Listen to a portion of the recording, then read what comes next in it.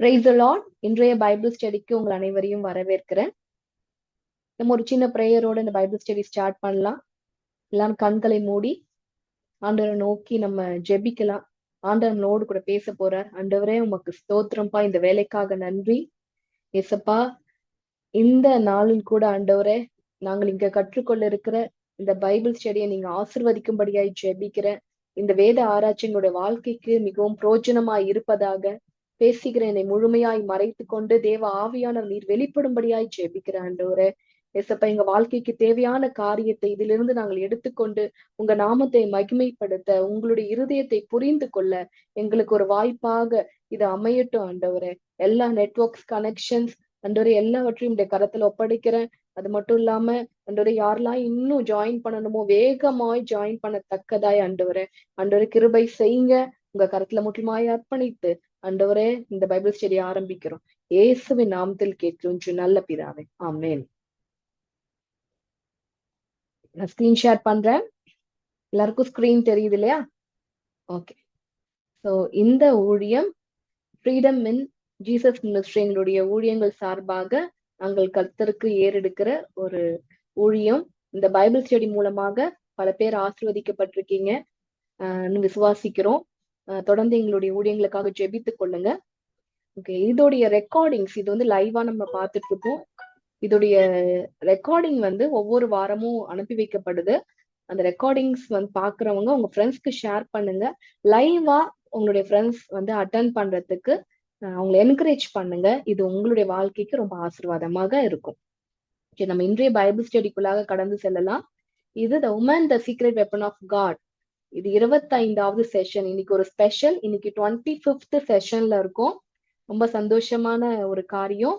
கர்த்தர் இந்த கடைசி நாட்கள்ல ஒரு எழுப்புதலுக்குள்ளாக இந்த தேசத்தை கொண்டு போயிட்டு இருக்காரு. அதற்கு பெண்களாகிய நம்மை பயன்படுத்தி கொண்டிருக்கிறார். அதற்காக நிறைய காரியங்கள் நம்ம கற்றுக் கொடுத்திருக்கிறாரு. இது வந்து நம்மளுடைய வாழ்க்கைக்கு மட்டும் ஆசீர்வாதம் இல்லை, மற்றவருடைய வாழ்க்கைக்கும் ஆசீர்வாதமாக அமைய போகுது. சரி, வேகமாக நம்ம கடந்து செல்லலாம். இந்த வாரம் ரொம்ப ஒரு நல்ல ஒரு விஷயத்தை, அதாவது நிறைய ஒரு ஆண்டோடைய இருதயத்தை புரிந்து கொள்ளத்தக்கதான ஒரு காரியங்களை இந்த வாரம் நம்ம கற்றுக்கொள்ள போறோம். எல்லாருக்கும் ஸ்கிரீன் தெரியுது இல்லையா? அந்த ஸ்கிரீன்ல என்ன இருக்கு? ரொம்ப ஒரு இன்ட்ரெஸ்டிங்கான ஒரு டாபிக் இன்னைக்கு நம்ம வந்து வேற ஆராய்ச்சி. ஆபிரகாமின் நீதியும் சாத்தானின் தந்திரமும். ரொம்ப வந்து ஒரு ஆண்டோர் இந்த கடந்த வாரத்துல இத குறித்து நிறைய காரியங்களோடு கூட இடைப்பட்ட அதை தான் நான் இந்த பைபிள் ஸ்டடியில நம்ம பார்க்க போறோம். ஓகே, நம்ம வேகமாக கடந்து செல்லலாம். ஆபிரகாமின் நீதியும் சாத்தானின் தந்திரமும். ரொம்ப கவனமா கேட்கும்படியாய் கேட்டுக்கொள்கிறேன். இது வந்து பாத்தீங்கன்னா, இது ஏதோ ஒருத்தருடைய வாழ்க்கையில நடந்த ஒரு காரியத்தை குறித்து நம்ம பார்க்க போறோம் அப்படின்றது இல்ல. இது வந்து நம்மளுடைய வாழ்க்கைக்கு சம்பந்தப்பட்டது. இந்த பைபிள் ஸ்டடி இறுதியில வந்து பாத்தீங்கன்னா, நம்மளுடைய தேவனுடைய இருதயத்தை நம்ம அறிந்து கொள்வோம். நம்மளுடைய தேவனுடைய இருதயம் எதற்காக ஏங்கி கொண்டிருக்கு அப்படின்றத நம்ம இந்த பைபிள் ஸ்டடியின் கடைசியில நம்ம வந்து புரிந்து கொள்வோம். அது மட்டும் இல்லாம இது நம்மளுடைய வாழ்க்கையில மிக பெரிய ஆசீர்வாதத்தை கொண்டு வரப்போது, பல தடைகளை உடைக்க போகுது. சரி, நம்ம வேகமாக அடுத்த பகுதிக்குள்ளாக செல்லலாம். சரி, வாட் இஸ் ரைச்சியஸ்னஸ்? இங்க ஒரு காரியம் எழுதப்பட்டிருக்கு இல்லையா? வாட் ரைச்சியஸ்னஸ்னா என்ன? நீதி. ஓகே, சோ இப்ப நான் உங்களுக்கு முன்னாடி ஒரு கொஸ்டின் வைக்கிறேன். நீதினா என்ன? நம்ம டாபிக் பார்த்தோம், ஆபிரகாமின் நீதியும் சாத்தானின் தந்திரமும். ஓகே, போன செஷன்ல நம்ம வந்து நிறைய காரியங்கள் எப்படி வந்து ஒரு மிகப்பெரிய ஒரு நீதிக்கென்று அழைக்கப்பட்ட ஒரு ஆபிரகாம் வந்து என்னென்ன காரியம் தன் வாழ்க்கையில தவறுகளை செய்தார் என்பதை பார்த்தோம். நம்ம இன்றும் கூட டீட்டெயில்டா பார்க்க போறோம். அதற்கு முன்பாக இந்த ரைச்சியஸ்னஸ்னா உங்களை பொறுத்த வரைக்கும் என்னன்னு தெரியும்? யாராவது ஒருத்தங்க அன்மியூட் பண்ணிட்டு ரைச்சியஸ்னஸ்னா இதான், நீதினா இதான் அப்படின்னு யாராவது சொல்ல முடியுமா?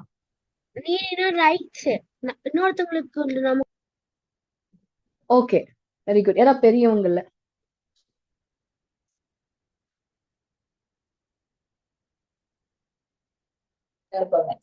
ஒரு ஒரு தப்புமே இல்லாத ஒரு விஷயத்த, உண்மையான ஒரு விஷயத்துக்கு நம்ம வந்து நீதிமான். Okay okay. அதாவது தவறு செய்யாம இருக்கிறத வந்து ஒரு நீதி அப்படின்னு சொல்லலாம். ம். அப்படின்னு சொல்லலாம் அப்படின்னு சொல்றீங்க இல்லையா? ஆனா நீதி அப்படின்றது டீடைல்டா யாருக்கா இன்னும் கூட கொஞ்சம் விளக்கமா சொல்ல முடியுமா? இங்க ஸ்கிரீன்ல உங்களுக்கு காண்பிக்கப்பட்டிருக்கு. பாத்தீங்கன்னா நீதி ஒரு ஒரு டெஃபினேஷன் அப்படின்னு ஒரு ஒரு விளக்கம் அப்படின்னு பாத்தீங்கன்னா the quality of being perfect and good இங்கிலீஷ்ல சொல்லப்பட்டிருக்கு. அதாவது ரொம்ப ஒரு பர்ஃபெக்டா ரொம்ப ஒரு சரியான ஒரு வாழ்க்கை வாழறது, ரொம்ப ஒரு நேர்மையான ஒரு நல்லவர்களாய் வாழ்வது ரைஷியஸ்னஸ், ஒரு நீதிமான். அதுதான் ஒரு ரைஷியஸ் வாழ்க்கை, நீதிக்குரிய ஒரு வாழ்க்கை அப்படின்னு சொல்லி இந்த டெஃபினேஷன் வந்து நமக்கு சொல்லப்பட்டிருக்கு. ரோமர் 3:22 என்ன சொல்லப்பட்டிருக்குன்னா, the righteous is given through faith in Jesus Christ to all who believe. இயேசு கிறிஸ்துவின் மூலமாக நீதி நமக்கு சொந்தமாக்கப்பட்டிருக்கு. நம்மளாம் நம்மளுடைய சொந்த முயற்சினால நீதிமானாய் வந்து நம்ம மாற முடியாது. இது வந்து நம்மளுடைய இயேசு நமக்கு சிந்தின ரத்தத்தின் மூலமாக நம்ம ஒவ்வொருவரும் நீதிமானாய் அவர் மேல இருக்க விசுவாசத்தின் நிமித்தம் நீதிமான்களாய் மாற்றப்பட்டிருக்கிறோம் அப்படின்னு வேதம் சொல்கிறது. நான் உங்களுக்கு இந்த இடத்துல பாத்தீங்கன்னா ஒரு நீதி ரைஷியஸ்னஸ் அப்படின்றதுக்கு ஒரு ஜென்ரலான விளக்கமும் வேதத்தின் அடிப்படையில ஒரு முக்கியமான ஒரு விளக்கத்தையும் நான் உங்களுக்கு கொடுத்திருக்கேன். பட் இன்றைய பைபிள் ஸ்டடி பாத்தீங்க அப்படின்னா இந்த டெஃபினேஷனை வச்சோ இல்ல வந்து பாத்தீங்கன்னா இயேசு கிறிஸ்துவின் மூலமாக நாம் நீதிமான்களாய் மாற்றப்பட்டிருக்கோம் இல்லையா, இதை குறித்தோ அல்ல. இன்று வந்து பாத்தீங்கன்னா ஒரு புது ஒரு ஒரு ஒரு அதாவது ஆண்டோடைய இருதயத்தை ஆண்டவர் வெளிக்காட்ட போறார். கொஞ்சம் கவனமா கேளுங்க. இத நார்மலாய் நாம் பேசுகிற நாம் கேட்டுக்கொண்டிருக்கிற நீதியை போல அல்ல. இது இன்னும் கூட ஒரு ஆழமான ஒரு சத்தியத்தை நாம் கற்றுக்கொள்ள போறோம். பார்க்கலாம் அது என்னன்ட்டு. ஆதியாகமம் 15:6 இதுல என்ன சொல்லப்பட்டிருக்கு? நான் வாசிக்கிறேன் கேளுங்க. அவன் கர்த்தரை விசுவாசித்தான், அதை அவர் அவனுக்கு நீதியாக எண்ணினார் அப்படின்னு சொல்லி சொல்லப்பட்டிருக்கு. யார் கர்த்தரை விசுவாசித்தா எது அவருக்கு நீதியாக எண்ணப்பட்டது? ஆதியாகம் 15:6 சொல்லப்பட்ட நபர் யார் பார்த்தீங்கன்னா ஆபிரகாம். ஆபிரகாம் என்ன பண்ணாராம்? கர்த்தரை விசுவாசித்தாராம். அது வந்து அவருக்கு நீதியாக எண்ணப்பட்டுச்சாம். அதை வந்து கர்த்தர் வந்து நீதியாக எண்ணினாராம். உங்களுக்கு புரியுதா? என்னன்னா விசுவாசம், அதாவது கர்த்தரை நம்புறது நீதி அப்படின்னு சொல்லி இங்க சொல்லப்பட்டிருக்கு. அதாவது அவரு ஆண்டவரை நம்பினார் பாத்தீங்களா, அத வந்து ஆபிரகாமுடைய நீதியாக கர்த்தர் எடுத்துக்கொண்டாராம். என்ன சொல்றேன்னு புரியுதுங்களா? அப்போ நம்ம நீதின்னு சொல்லும் போது நம்ம முன்னாடி என்ன டெபினேஷன் பார்த்தோம்? நம்ம ரோமர் அதை விட்டுலாம். அந்த ஜெனரல் டெபினேஷன் உலக பிரகாரமாக ஒரு நீதினா நல்லது பண்றது, தீமை இல்லாம தீமை செய்யாம வாழறது, மத்தவங்களுக்கு கெடுதல் செய்யாம இருக்கிறது, அநியாயம் செய்யாம இருக்கிறது, திருட்டோ களவோ இல்ல வேற எந்த பாவமும் செய்யாம இருக்கிறது, நல்ல ஒரு குவாலிட்டி லைஃப் வாழறது, பெர்ஃபெக்டான வாழ்க்கை வாழறது, நல்ல வாழ்க்கை வாழறது. இப்படிதான் ஜென்ரலா ஒரு உலக பிரகாரமான ஒரு மனுஷன் கிட்ட போய் நீதினா என்னங்க அப்படின்னு சொல்லி கேட்டா இந்த மாதிரி நிறைய சொல்லலாம், நல்லவங்களா இருக்கணுங்க அப்படின்ட்டு. பட் ஆனா இந்த இடத்துல ஒரே ஒரு விஷயத்த நல்லா புரிந்து கொள்ளுங்க. என்ன சொல்லப்பட்டிருக்குன்னா, நான் ஒருத்தர் வந்து இன்னொருத்தரை நம்புறாரு. அந்த நம்புற விஷயம் வந்து நீதியாக எடுத்துக்கொள்ளப்படுதாம். இப்ப ஆபிரகாம் வந்து என்ன பண்றாரு? தேவனை விசுவாசிக்கிறார், அதாவது நம்புறாரு, அவரை ட்ரஸ்ட் பண்றாரு. இவர் எனக்கு நன்மை செய்வாரு, இந்த தேவன் எனக்கு நல்வாழ்க்கையை தருவாரு, இந்த தேவன் எனக்கு சொன்ன வாக்குத்தத்தங்கள்லாம் நிறைவேற்றுவாரு அப்படின்னு சொல்லி அவரை முழுசா நம்புறாராம். அந்த நம்புற ஒரு காரியத்தை தேவன் நீதியாக எடுத்துக்கொண்டாராம். அது நீதி அப்படின்ற கேட்டகரிக்குள்ள வருது. இந்த இடத்துல ஆபிரகாமுக்கு இந்த காரியம் நீதியாக எண்ணப்பட்டது இல்லையா? சரி, இது சம்பந்தமா இன்னொரு வசனமும் இருக்கு. நல்லா ஆழ்ந்து கேளுங்க. ரோமர் 4:3 மீண்டுமாக இதே வசனம் உறுதி செய்யப்படுகிறது. என்னது? ஆபிரகாம் தேவனை விசுவாசித்தான், அது அவனுக்கு நீதியாக எண்ணப்பட்டது என்று சொல்கிறது. ஓகே, மறுபடியுமா இதே வசனம் முன்பாக பார்த்தோம் இல்லையா? அது டைரக்டா ஆண்டவர் வந்து நீதியாக எண்ணினார்னு இருக்கு. இது புதிய ஏற்பாடுல அதே வசனத்தை உண்மை அப்படின்னு சொல்லி மறுபடியுமாக சொல்லப்படுகிறது. என்னது? ஆபிரகாம் விசுவாசித்தார், நம்புறாருங்க, தேவனை நம்புறாருங்க, அது அவருக்கு நீதி அப்படின்னு சொல்லப்படுது. சரிங்களா? சரி, இப்ப நம்ம வேகமாக கடந்து போகலாம். இப்போ என்னன்னா, ஒரு நீதியாக ஒரு மனுஷன், அதாவது ஒரு ஒரு காரியம், நான் பண்ற ஒரு காரியத்தை தேவன் அதை நீதியா எடுத்துக்கிறார். அப்போ அந்த நீதியாக எடுக்கப்பட்ட அந்த காரியத்தை நிமித்தம் எனக்கு ஒரு ஆசீர்வாதம் வருது. இது வரைக்கும் எல்லாருக்கும் புரியுதா? இப்போ அந்த நீதிக்கு விரோதமா நான் ஏதோ ஒண்ணு செய்யறேன்னு வச்சுக்கோங்களேன், வித்தியாசமான ஒரு காரியம், நான் எது எனக்கு நீதியாக எடுத்துக்கொள்ளப்பட்டதோ அதற்கு பதிலாக அதற்கு ஆப்போசிட்டா நான் ஒரு விஷயத்த செய்யறேன்னா அது என்ன கொண்டு வரும்? என்ன கொண்டு வரும்? யாராவது சொல்ல முடியுமா? கொஞ்சம் டீப்பா கேளுங்க, இதுல ஒரு ட்விஸ்ட் இருக்கு. என்ன கொண்டு வரும்? ஆப்போசிட் பண்ண பொழுது தீமைதான் வரும், நமக்கு கஷ்டம். தீமை வரும் அப்படின்னு சொல்றீங்க, கரெக்ட் தான். தீமை வருதோ இல்லையோ, ஆசீர்வாத குறைச்சல் வரும். நம்ம வந்து எந்த ஒரு காரியத்தை வந்து நம்ம செய்யறோமோ அதுக்கு ஆப்போசிட்டா ஒரு விஷயம், அதாவது நம்மளுடைய நீதி. இப்போ இந்த இடத்துல ஆபிரகாமுக்கு ஒரு நீதி கொடுக்கப்பட்டுச்சு. என்ன நீதி? தேவனை நம்புறது. அதே மாதிரி போனா பிரியா, எனக்கு வந்து என்ன பொறுத்த வரைக்கும் எனக்குன்னு ஒரு ஸ்பெஷலா ஆண்டவர் வந்து ஒரு விஷயத்த வச்சிருப்பார். இப்போ இந்து இருக்காங்க, அவங்கள பார்க்கும்போது இட் இஸ் சம்திங் ஸ்பெஷல் இன் இந்து அப்படின்னு சொல்லுவாங்க.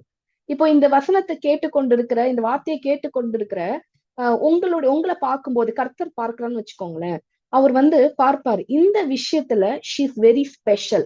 இந்த இடத்துல நம்ம நீதி அப்படின்ற வார்த்தைக்கு பதிலா ஸ்பெஷல் அப்படின்ற வார்த்தையை நம்ம போடலாம். ஸ்பெஷல். என்ன ஸ்பெஷல்னா, இப்போ என்ன குறித்த ஆண்டவருடைய சிந்தனை. ஓகே, இப்போ வந்து பிரியா சிஸ்டரா, பிரியாவா அப்ப இப்படிப்பட்டவர், இந்துவா அவங்க இப்படிப்பட்டவங்க, இப்ப சாந்தி சிஸ்டரா அவங்க இப்படிப்பட்டவங்க அப்படின்னு சொல்லி கர்த்தர் வந்து ஒரு சில காரியங்களை, ஒரு சில மனிதர்களை பார்க்கும்போது, அதாவது மனிதர்களை பார்க்கும்போது அவர் வைத்திருப்பார். அது அவர்களுக்கு ஒரு ஸ்பெஷலா, ஓகே ஷீஸ், அதாவது ஒரு சில பேரை பார்க்கும்போது உங்களுக்கு புரியுற மாதிரி சொல்லணும்னா, இப்போ அவங்க வந்து பாத்தீங்கன்னா அதிகமா மத்தவங்களுக்காக பரிந்து பேசி ஜெபிக்கிறவங்களா இருப்பாங்க. அது ஆண்டவர் பாப்பார், என் பிள்ளை பாரு எப்படி பரிந்து பேசி ஜெபிக்கிறான், it is special in her அப்படின்னு சொல்லி வைத்திருப்பார். அது அவங்களுக்கு நீதியா பார்க்கப்படும், அவங்களுடைய ஆசீர்வாதத்துக்கு அது நீதியா பார்க்கப்படும். ஒரு சில பேர்கிட்ட நன்றாக கொடுப்பாங்க, நன்றா ஆண்டவருக்கு வந்து பாத்தீங்கன்னா நல்லா கனப்படுத்துவாங்க, காணிக்க அவங்களுடைய பொருட்களின் மிகுதினால ஒரு ஆண்டவர் ராஜ்யத்துக்கு நிறைய கொடுப்பாங்க, நிறைய செய்வாங்க. அப்போ ஆண்டவர் பாப்பாரு, ஷீ ஸ்பெஷல் இன் கிவிங் அப்படின்னு சொல்லி அது நிமித்தம் ஒரு ஆசீர்வாதத்தை ஆண்டவர் கட்டளையிடுவார். அதே மாதிரி ஒரு சில பேர் வந்து பாத்தீங்கன்னா ஓடி ஓடி உழைப்பாங்க, இல்ல யார பார்த்தாலும் ஆண்டரை பத்தி சொல்லுவாங்க, இயேசு நல்லவர், இயேசு நல்லவர் சொல்லி சுவிசேஷம் அறிவிப்பாங்க. அது அவங்களுக்கு ஸ்பெஷலா ஒரு நீதியாய் கர்த்தர் பார்த்து கொண்டிருப்பார். என்ன சொல்றேன்னு புரியுதுங்களா? இதன் நிமித்தம் நான் செய்யற அந்த ஸ்பெஷலான ஒரு காரியத்தை நிமித்தம் நான் என்ன பண்ணுவேன் அப்படின்னா, ஆண்டவர் கிட்ட இருந்து ஒரு ஸ்பெஷல் ஆசீர்வாதத்தை பெற்றுக்கொள்வேன். இப்ப இதுதான் ஆபிரகாமுடைய வாழ்க்கையில நடந்துச்சு. யாருக்கு புரியுது? அவரு யாருமே பண்ணாத ஒரு விஷயத்த அந்த காலகட்டத்துல பண்ணாரு. என்ன பண்ணாருன்னா, ஒரு தெய்வம் கூப்பிடுறாரு, அவர் யாரு என்ன அப்படின்னு அவருக்கு முன்பாக தெரிந்து இருந்ததா, அவரை பத்தின அறிவு இருந்ததான்னு பாத்தீங்க அப்படின்னா, ஆபிரகாம் என்பவர் ஒரு விக்கிர ஆராதனை அந்த மாதிரி ஒரு காரியத்துல ஈடுபட்ட ஆஹ் ஒரு சந்ததியிலிருந்து வந்தவர் என்று நமக்கு சரித்திரம் சொல்லுது. அப்படிப்பட்ட ஒரு சூழ்நிலையில தேவன் என்ன பண்றார் அப்படின்னா, இந்த ஆபிரகாம் என்ற மனுஷனை அழைக்கிறார். சரிங்களா? ஆபிரகாம் என்ற மனுஷனை என்ன பண்றாரு? அழைக்கிறார். சோ அழைக்கும் போது இந்த ஆபிரகாம் என்ற மனுஷனை அழைக்கிறார். சோ அழைக்கும் போது அவர் எப்படி அழைக்கிறார் அப்படின்னா, எல்லாத்தையும் விட்டுட்டு வாப்பா. என்ன சொல்றாரு? எல்லாத்தையும் விட்டுட்டு வா. அப்படி நீ விட்டுட்டு வந்த நான் என்ன பண்றேன், உன்னை பெரிய ஜாதியாக்கி உன்னை ஆசீர்வதித்து உன் பேரை பெருமைப்படுத்துவேன், நீ ஆசீர்வாதமாய் இருப்பாய் அப்படின்னு சொல்ற. இப்படி சொல்லும் போது ஆபிரகாம் வந்து இதற்கு இதற்கு இந்த இந்த மாதிரி ஒரு ஆசீர்வாதத்தை கொடுக்கறதுக்கு என்ன கண்டிஷன் வைக்கிறார் ஏசப்பா? என்ன தேவன் என்ன சொல்றாரு? கர்த்தர் ஆபிரகாமை நோக்கி, நீ உன் தேசத்தையும் உன் இனத்தையும் உன் தகப்பன் வீட்டையும் விட்டு புறப்பட்டு நான் உனக்கு காண்பிக்கும் தேசத்துக்கு போ. அப்படி நீ போனனா நான் என்ன பண்ணுவேன்? உன்னை பெரிய ஜாதியாக்கி உன்னை ஆசிர்வதித்து உன் பேரை பெருமைப்படுத்துவேன், நீ ஆசிர்வாதமா இருப்பாய். இது வரைக்கும் எல்லாருக்கும் புரியுதா? நீ எல்லாத்தையும் விட்டுட்டு போகணும், என்ன நம்பி போகணும். அப்படி நீ போனனா நான் உன்னை ரொம்ப ஆசிர்வதிப்பேன். இதான் கண்டிஷன். இது புரியுதா? புரியும் நினைக்கிறேன். இப்ப அடுத்தது போகலாம். அதற்கு ஆபிரகாம் என்ன பண்றார்? உடனே ஆபிரகாம் என்ன பண்றாரு? ஏதாவது பேச்சு பேசினாரா? தெய்வமே நீ யார், உங்க பேர் என்ன, என்ன திடீர்னு போக சொல்றீங்களே, அங்க போனா எனக்கு என்ன நடக்கும், இப்படி எல்லாம் ஏதாவது கேள்வி கேட்டாரா? இல்ல எனக்கு நீங்க 3 வேளை சாப்பாடு கொடுப்பீங்களா, எனக்கு என்ன மாதிரி வீட்டுல என்ன தங்க வைப்பீங்க, இப்படி எல்லாம் ஏதாவது கேள்வி கேட்டாரா? எதுவுமே பண்ணல இல்லையா? அவர் என்ன பண்ணாரு? வேதம் நமக்கு தெளிவா சொல்லுது. முதல் 3 வசனத்துக்கு அப்புறம் ஆதிகாம் 12ஆம் அதிகாரம் 4ஆம் வசனத்துல கர்த்தர் ஆபிராமுக்கு, ஆபரகாம் அப்படின்னு பேர் மாற்றுவதற்கு முன்பாக அவர் பேர் ஆபிராம், ஆபிரகாமுக்கு சொன்னபடியே அவன் புறப்பட்டு போனான். அவ்வளவுதான். இதுதான் நீதி. ஆபிரகாமோட ஸ்ட்ரென்த் என்ன? எதையுமே யோசிக்காம ஆண்டவரை நம்புறது. புரிஞ்சுதா? யாருக்கு புரியுது? அததான் விசுவாசம். அந்த விசுவாசம் இருக்கு பத்தி எதையுமே, இப்போ ஒருத்தர் வந்து சொல்ற ஒரு கடவுள் மிகப்பெரிய கடவுள், அவர் இப்ப நமக்கு அது தெரியும், அந்த காலகட்டத்துல ஆபிரகாமுக்கு தெரியுமா? தெரியும். அப்படின்னா அப்படி இல்லைன்னு தான் அர்த்தம். அந்த அளவுக்கு ஆண்டவரை முழுமையா அறிந்து, அதாவது அவருடைய வல்லமையை முழுசா பார்த்த சூழ்நிலையில ஆபிரகாம் இல்ல.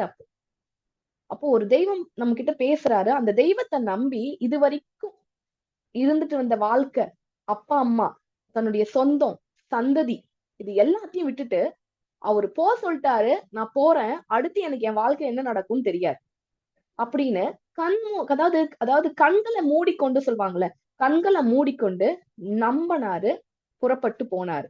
இப்போ இது இது வந்து இதுதான் ஆபிரகாமுடைய நீதி. இப்படிப்பட்ட அந்த விசுவாசத்தை தான் தேவன் நீதியாக எடுத்துக்கொண்டார். இப்ப புரியுதா? இது வரைக்கும் புரியுதா? இந்த நீதிய நம்ம வேற ஒரு வேர்ட்ல நம்ம இங்க குறிக்கலாம். என்னன்னா ஸ்ட்ரென்த். இதுதாங்க ஆபிரகாமோட பலம். இப்ப புரிஞ்சுச்சா? ஆபிரகாமோட ஸ்ட்ரென்த் என்ன? எதையும் யோசிக்க மாட்டேன், ஆண்டவர் சொல்லிட்டா செஞ்சிருவேன். ஏன்னா நான் அவரை முழுசா நம்புறேன். நம்ம முழுசா யாராவது நம்பிட்டா என்ன பண்ணுவோம்? அவர் என்ன சொன்னாலும் செய்வோம் இல்லையா? அததான் ஆபிரகாம் பண்ணார். இதுதான் ஸ்ட்ரென்த். ஓகே, இதுதான் ஆபிரகாமுடைய நீதி. இந்த இடத்துல ஆபிரகாமுக்கு ஒரு நீதி இருந்தது இல்லையா? அது போல உங்களுக்கும் எனக்கும் ஒரு நீதி இருக்கு. நீங்க அனலைஸ் பண்ணி பாருங்க. நீங்க ஆண்டருக்குள்ளாக நீங்க வந்து பாத்தீங்கன்னா ஆண்டர் வச்சிருப்பார். ஒவ்வொருத்தரையும் நான் முன்பு சொன்னது போல ஒவ்வொருத்தருக்கும் ஒரு ஸ்பெஷாலிட்டியா ஆண்டர் பார்ப்பார். அந்த அந்த நேசத்தை பார்ப்பார்.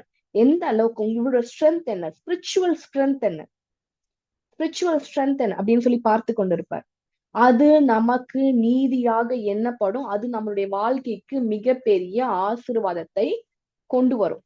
இப்போ இதுல பிசாசுடைய தந்திரம் என்ன தெரியுமா?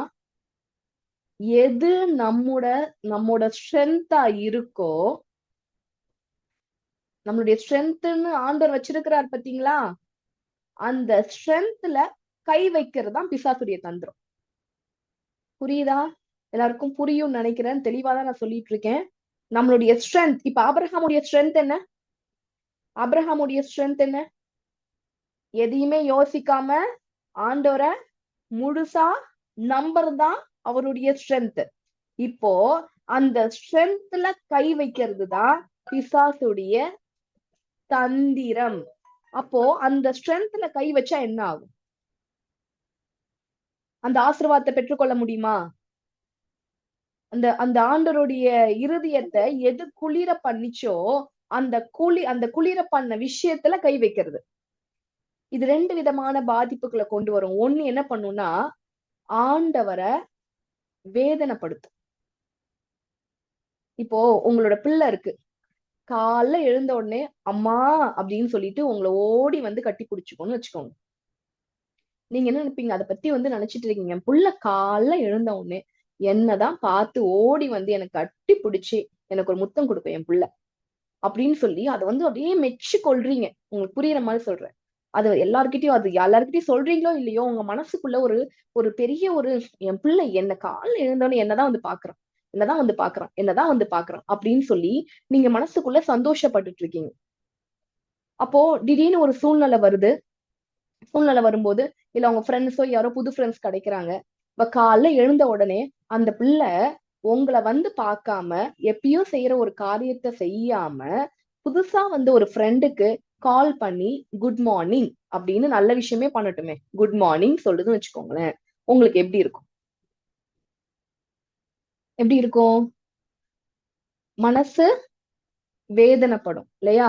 இவ்வளவு நாளு என் பிள்ளை என்னை நேசிச்சிட்டு இருக்கும்போது எனக்காக ஒரு இம்பார்ட்டன்ஸ கொடுத்துட்டு இருந்தா, அது நான் ஸ்பெஷல்னு நினைச்சிட்டு இருந்தேன்.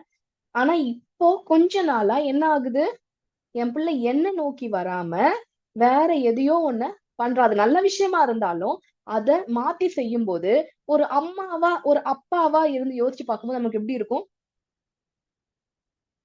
வேதனையா இருக்கும். இந்த வேதனைய கொடுக்கிறது தான் பிசாசுடைய தந்திரம். அதாவது தேவன் எதை நினைத்து நம்மை பார்த்து சந்தோஷப்பட்டு கொண்டிருக்கிறாரோ அதுல கை வைக்கிறது. அது என்ன பண்ணும் தெரியுமா? அது என்ன பண்ணும் தெரியுமா? நமது ஸ்ட்ரென்த்தா இருப்பத வீக்காய் மாற்றும். அவனுடைய தந்திரம் என்னன்னா, நம்முடைய ஸ்ட்ரென்த் இருக்கு இல்லையா? எது நமக்கு ஸ்ட்ரென்த்ன்னு சொல்லப்படுதோ அத வந்து வீக் ஆக்கிறது. இந்த படத்துல வந்து பிக்சர்ல உங்களுக்கு தெளிவாய் தெரியும்னு நினைக்கிறேன். நம்மளுடைய ஸ்ட்ரென்த்தையே, நம்மளுடைய பலத்தையே பலவீனமாய் மாற்றுவது. இப்போ புரியுதுங்களா உங்களுக்கு? ஸ்ட்ரென்த் வீக்னஸா மாறும்போது அது பிசாசுடைய தந்திரமாய் காணப்படும். அது மட்டும் இல்லாம இது ஆபிரகாம் வாழ்க்கையில் நடந்தது போல மிகப்பெரிய ஒரு ஆசீர்வாத குறைச்சலுக்கு நேராய் கொண்டு போகும். இது ஆபிரகாமுக்கு மட்டும் கிடையாது, உங்களுக்கும் எனக்கும். சரியா? ஆபிரகாமுடைய ஸ்ட்ரென்த்தா இங்க என்ன பார்த்தோம்? மறுபடியுமா நம்ம நம்ம அவருடைய வாழ்க்கைக்குள்ளாக போக போறோம். அதனால மறுபடியும் நான் கேட்கிறேன், ஆபிரகாமுடைய ஸ்ட்ரென்த்தா என்ன பார்க்கப்பட்டது? ஃபெய்த். ஆண்டவரை நம்பினாரு, உடனே அத அத என்ன பண்ணாரு? கீழ்ப்படிந்தாரு. இந்த ஃபெய்த்தோட அவுட்கம் என்ன வந்துச்சு? கீழ்ப்படிதலாய் வந்தது. நல்லா இதை நோட் பண்ணிக்கோங்க. விசுவாசம், கீழ்ப்படிதல். விசுவாசத்து நிமித்தம் வந்தது என்ன? கீழ்ப்படிதல். இதுதான் ஆபிரகாமோட ஸ்ட்ரென்த். ஆனா இப்ப அடுத்து பாருங்க, கொஞ்சம் நம்ம டீப்பா பார்க்கலாம். நல்லா கவனிச்சு கேளுங்க. இப்ப பார்க்க போறோம்.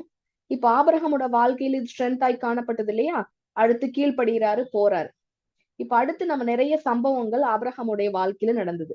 என்ன நடந்தது? ஆபிரகாம் வந்து தன்னுடைய சொந்த தேசத்தை விட்டு புறப்பட்டு போய்க்கொண்டே இருக்கும்போது தன் மனைவியாகிய சாராளோடும் தன்னுடைய சகோதரன் மகனாகிய லோத்து அப்புறம் இந்த மாதிரி பாத்தீங்கன்னா அவருக்கு சொந்தமானது எல்லாத்தையும் எடுத்துக்கொண்டு புறப்படுறாரு.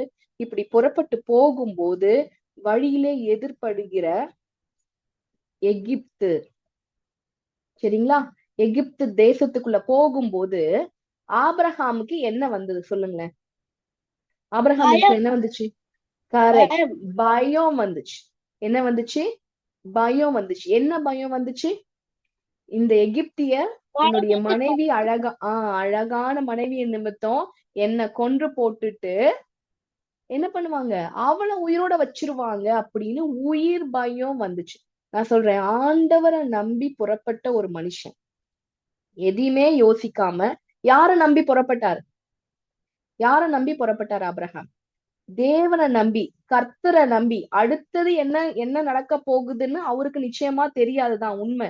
ஆனா இது ஆரம்பத்திலயும் தெரியாது, இப்பவும் தெரியாது. ஆண்டவரை நம்பி புறப்பட்ட ஒரு மனுஷனுக்கு எது நீதியாக எண்ணப்பட்டுச்சோ அந்த நீதிக்கு விரோதமாக ஒரு செயல் என்ன செய்யறது? எந்த தெய்வத்தை நம்பினாரோ இப்ப அதே தெய்வத்தை மேல நம்பிக்கை குறைச்சல கொண்டு வந்தான் பிசாசு. எதை கொடுத்து? பயத்தை கொடுத்து. அந்த பயம் எப்படி நமக்கு தெளிவாய் வந்து தெரியுது? ஆதியாம் 12:13 பாத்தீங்கன்னா, எகிப்தியர் உன்னை காணும் போது இவள் அவனுடைய மனைவி என்று சொல்லி என்னை கொன்று போட்டு உன்னை உயிரோடே வைப்பார்கள். இது யார்கிட்ட சொன்னது? ஆபிரகாம் சாராள் கிட்ட சொல்றது. என்ன கொன்னு போட்டுருவாங்கப்பா, உன்னை உயிரோட வைப்பாங்க. ஆகையால் உன் நிமித்தம் எனக்கு நன்மை உண்டாகும்படிக்கு, உன்னாலே என் உயிர் பிழைக்கும்படிக்கு நீ உன்னை என் சகோதரி, என் மனைவின்னு சொல்லிடாத, என் சகோதரின்னு சொல்லி என்ன காப்பாத்து. இப்ப யார்கிட்ட போய் கேக்குறா? இப்ப வந்து பாத்தீங்கன்னா, இப்ப இந்த இடத்துல ஒரு கான்ட்ரவர்சி உங்களுக்கு தெரியுதா? ஜஸ்ட் ஒரு 10 வசனத்துக்கு முன்னாடி ஆண்டவரை முழுசா நம்பி எதையுமே பார்க்காம எந்த ஒரு யோசனையே இல்லாம புறப்பட்டு வந்த ஒரு மனுஷன், அடுத்து அப்படியே கொஞ்ச நாட்களுக்கு அப்புறம் அப்படியே இந்த இடத்துல உங்களுக்கு தெரியுதா? ஆண்டவரை அவர் நம்பாதது தெரியுதா? எது ஸ்ட்ரென்த்தோ அதுக்கு விரோதமா ஏதோ ஒரு காரியம் நடக்குது. வீக்னஸ். புரியுதா? இது வந்து பிசாசுடைய தந்திரம். நல்லா கவனிச்சு பார்க்கணும். இது வந்து ஆபிரகாம் ஏதோ தப்பு பண்ணாரு, ஏதோ வந்து மனைவியை விட்டுட்டாரு, வந்து அவர் அநியாயம் பண்ணாரு அப்படின்னு சொல்லி பிளாங்கா எடுத்துக்கூடாது. இது எல்லாருடைய வாழ்க்கையில இன்னைக்கு வரைக்கும் நடந்துட்டு இருக்கு. எது நம்மளுடைய ஸ்ட்ரென்த்தோ அந்த ஸ்ட்ரென்த்ல கை வைக்கிறது தான் பிசாசுடைய தந்திரம். ஏன்னா அதுல வச்சாதான் ஆண்டவர் துக்கப்படுவாரு, ஆசீர்வாத குறைச்சல் நமக்கு வரும். இது ஒரு மிகப்பெரிய வேதனைய ஆண்டவருக்கு கொண்டு வரும். இப்ப புரிந்து கொண்டீங்களா? பாருங்க, இப்ப நீங்க நல்லா கவனிச்சு பாருங்க. இது போல ஒரு தன் மனைவியை கொடுத்தது நிமித்தம் ஆபிரகாமுக்கு ஆடு மாடுகளும் கழுதைகளும் வேலைக்காரர்களும் வேலைக்காரிகளும் கேளிக்கை கழுதைகளும் ஒட்டகங்களும் கிடைத்ததாம். என்ன? தன் மனைவிய தன் சகோதரின்னு சொன்னது நிமித்தம். ஆனா ஆபிரகாமை யார் ஆசீர்வதிப்பேன்னு சொல்லி கூட்டு வந்தாரு? தேவன். அந்த தேவனை தானே விசுவாசிச்சாரு. ஆனா இப்ப பயத்து நிமித்தம் அவ்விசுவாசப்படுறாரு. பலமே பலவீனமாய் மாறுகிறது. மாறும்போது பிசாசு கொடுக்குறான். கேளிக்கை கழுதைகளும் ஒட்டகங்களும் சொத்தும் பத்தும் எல்லாத்தையும் கொடுக்கணும். யாருக்கு? தன் சொந்த மனைவிக்காக. புரிந்து கொண்டீங்களா? இந்த இடத்துல ஆபிரகாம் கெட்டவர் அப்படின்ற ஆங்கிள் பார்க்காதீங்க. அப்படி கிடையாது. இந்த இடத்துல இது எல்லாருடைய வாழ்க்கையும் நடக்குது. எது நம்மளுடைய பலனா இருக்கோ அந்த பலன் மேல கை வைத்து நம்மள பலவீனப்படுத்தி ஒன்று இல்லாம நம்மள அமர செய்வதுதான் பிசாசுடைய பயங்கரமான தந்திரம். புரிந்து கொண்டீங்களா? இப்ப அடுத்தது பாருங்க, ஆபிரகாமோட வாழ்க்கையில என்ன நடக்குது அடுத்தது. நல்லா கவனிங்க. என்ன நடக்குது அடுத்து? ஆகார் விஷயத்துல மறுபடியும் அவ்விசுவாசம். ஆபிரகாமோட ஸ்ட்ரென்த் என்ன? விசுவாசிக்கிறதாங்க அவருடைய நீதி. என்னோட ஸ்ட்ரென்த் வேறையா இருக்கலாம். என் ஸ்ட்ரென்த் வந்து எனக்குன்னு ஆண்டவர் ஸ்பெஷலா நினைச்சிட்டு இருக்கிறது வேறையா இருக்கலாம். இல்ல இந்த செய்தியை பார்த்து கொண்டிருக்கவங்களுக்கு வேற ஸ்ட்ரென்த் வேறையா இருக்கலாம். ஆனா ஆபிரகாமுடைய ஸ்ட்ரென்த் விசுவாசம் தான். ஆனா இந்த இடத்துல என்ன நடக்குது? தன்னுடைய சொந்த பலத்தின் மேல சாடுறாரு. யாரு? ஆபிரகாம். ஆண்டவர் சொல்லிட்டாரு, பரவாயில்ல, நான் என்ன பண்றேன், என் சொந்த முயற்சினால எனக்கு குழந்தை வரட்டும் அப்படின்னு சொல்லி மாறுறாரு ஆகார் விஷயத்துல. இதுலயும் அடுத்த பாயிண்ட் என்ன? அவிசுவாசம். ஸ்ட்ரென்த் வந்து விசுவாசம். ஆண்டவர் மேல முழுமையான நம்பிக்கை இல்லாம போய் என்ன வருது?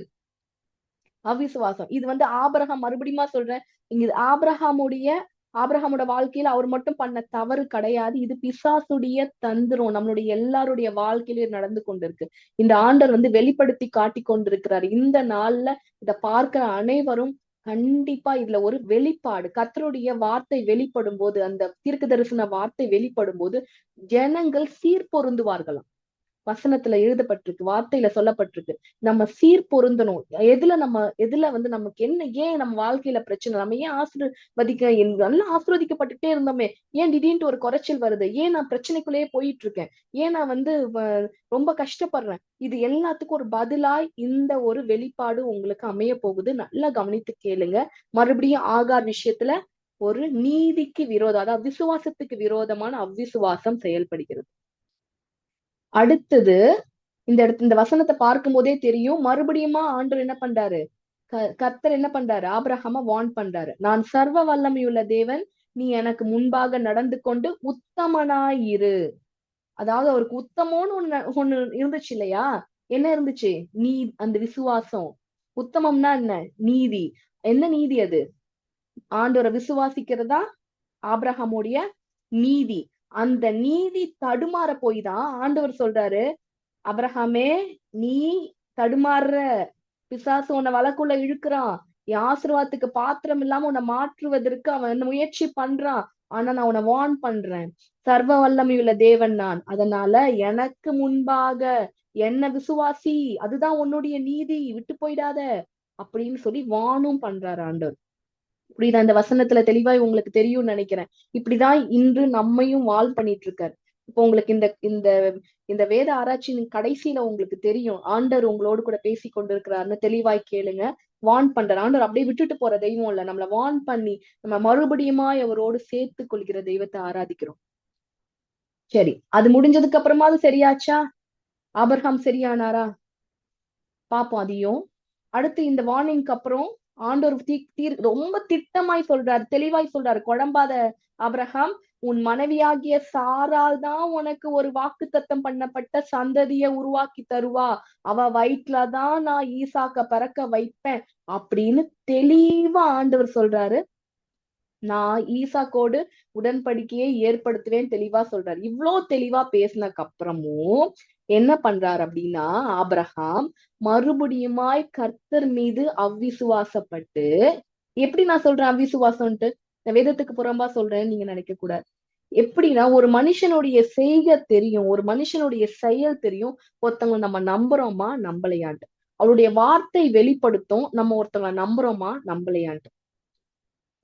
இப்போ வந்து ஒரு ஒரு எக்ஸாம்பிளுக்கு சொல்றேன். சரிங்களா? இப்போ நான் வந்து இருக்கேன். நான் சொல்றேன். என்னோட சொந்த பிள்ளை கிட்ட சொல்றேன். வந்து பாப்பா இங்க இந்த இந்த விஷயத்துல இந்த இடத்துல இந்த பொருளை நான் வைத்திருக்கிறேன். இது உனக்காக தான் நான் வைத்திருக்கிறேன். இது வந்து இங்கேதான் இருக்கும். அம்மாவை நம்பு அப்படின்னு சொல்லி என் பிள்ளை கிட்ட சொல்றேன். உடனே என் பிள்ளை சொல்லுது. என்ன சொல்றா? நான் நம்புறேம்மா நம்புறேம்மா. ஆனாலும் கொஞ்சம் நான் எட்டி பார்த்துட்டு வந்துடுறேன். நீங்க சொல்றது கரெக்ட் தான். இருங்க இருங்க நான் கொஞ்சம் போய் பார்த்துட்டு வரேன். நான் அப்ப சொல்றேன், அம்மாவை நம்பு நான் சொல்றேன்ல. அங்கதான் இருக்கு. நான் வந்து உனக்கு இது தீமை செய்ய மாட்டேன். அந்த இடத்துல நான் வச்சிருக்கேன். அதுதான் உனக்கு நடக்கும் அப்படின்னு நான் மீறி சொல்றேன். அதையும் மீறி என் பிள்ளை என்ன பண்றேன், இல்ல இல்ல நம்புறேன் நம்புறேன் அப்படின்னு சொல்லிட்டு செயல் ஓடி போய் நான் அந்த பொருள்ல அந்த ஆசீர்வாதத்தை வச்சிருக்கேன் நானு திறந்து பார்த்ததுன்னு வச்சுக்கோங்களேன். அவ என்ன நம்புறான்னு அர்த்தமா? என் பிள்ளை என்ன நம்புதுன்னு அர்த்தமா? இல்ல. என் மேல சந்தேகப்பட்டு, நான் உண்மையாகவே அவளுக்கு ஒரு நல்ல விஷயத்த அங்க வச்சிருக்கேனா இல்லையா என்ன செக் பண்ணி பாக்குது. அது அது என்ன நம்பலன்னு அர்த்தம். என் பிள்ளை என்ன நம்பலன்னு அர்த்தம். இதே மாதிரிதான் இங்க. இது எப்படி நான் வந்து அவர் ஆபிரகாம் அவிசுவாசப்பட்டான் அப்படின்னு வேதத்துல இல்ல. ஆனா அவருடைய செயல் அதை காண்பிக்கிறது. என்ன காண்பிக்குது? மறுபடியும் 99 வயசு ஆபிரகாமுக்கு, சாராளுக்கு 90 வயசு, 89 90 இருக்கும். அந்த நேரத்திலையும் மறுபடியுமாய் தன் மனைவிய வேற ஒரு ராஜா, முன்னாடி எகிப்து ராஜா, இது என்ன ராஜா? கோரார் அந்த இடத்துக்கு போறாரு. அங்க அபிமெலேக்குன்னு ஒரு ராஜா கிட்ட போய் தன்னுடைய மனைவிய சகோதரின்னு சொல்றாரு. அது கூட எதுக்காக சொல்றாரு? ஏன் சொல்றாரு? அந்த ராஜா சாரால எடுத்துக்கொள்வார், மனைவியாக ஆக்கி கொள்ளும்படிக்கு அவளை அழைப்பிப்பாரு.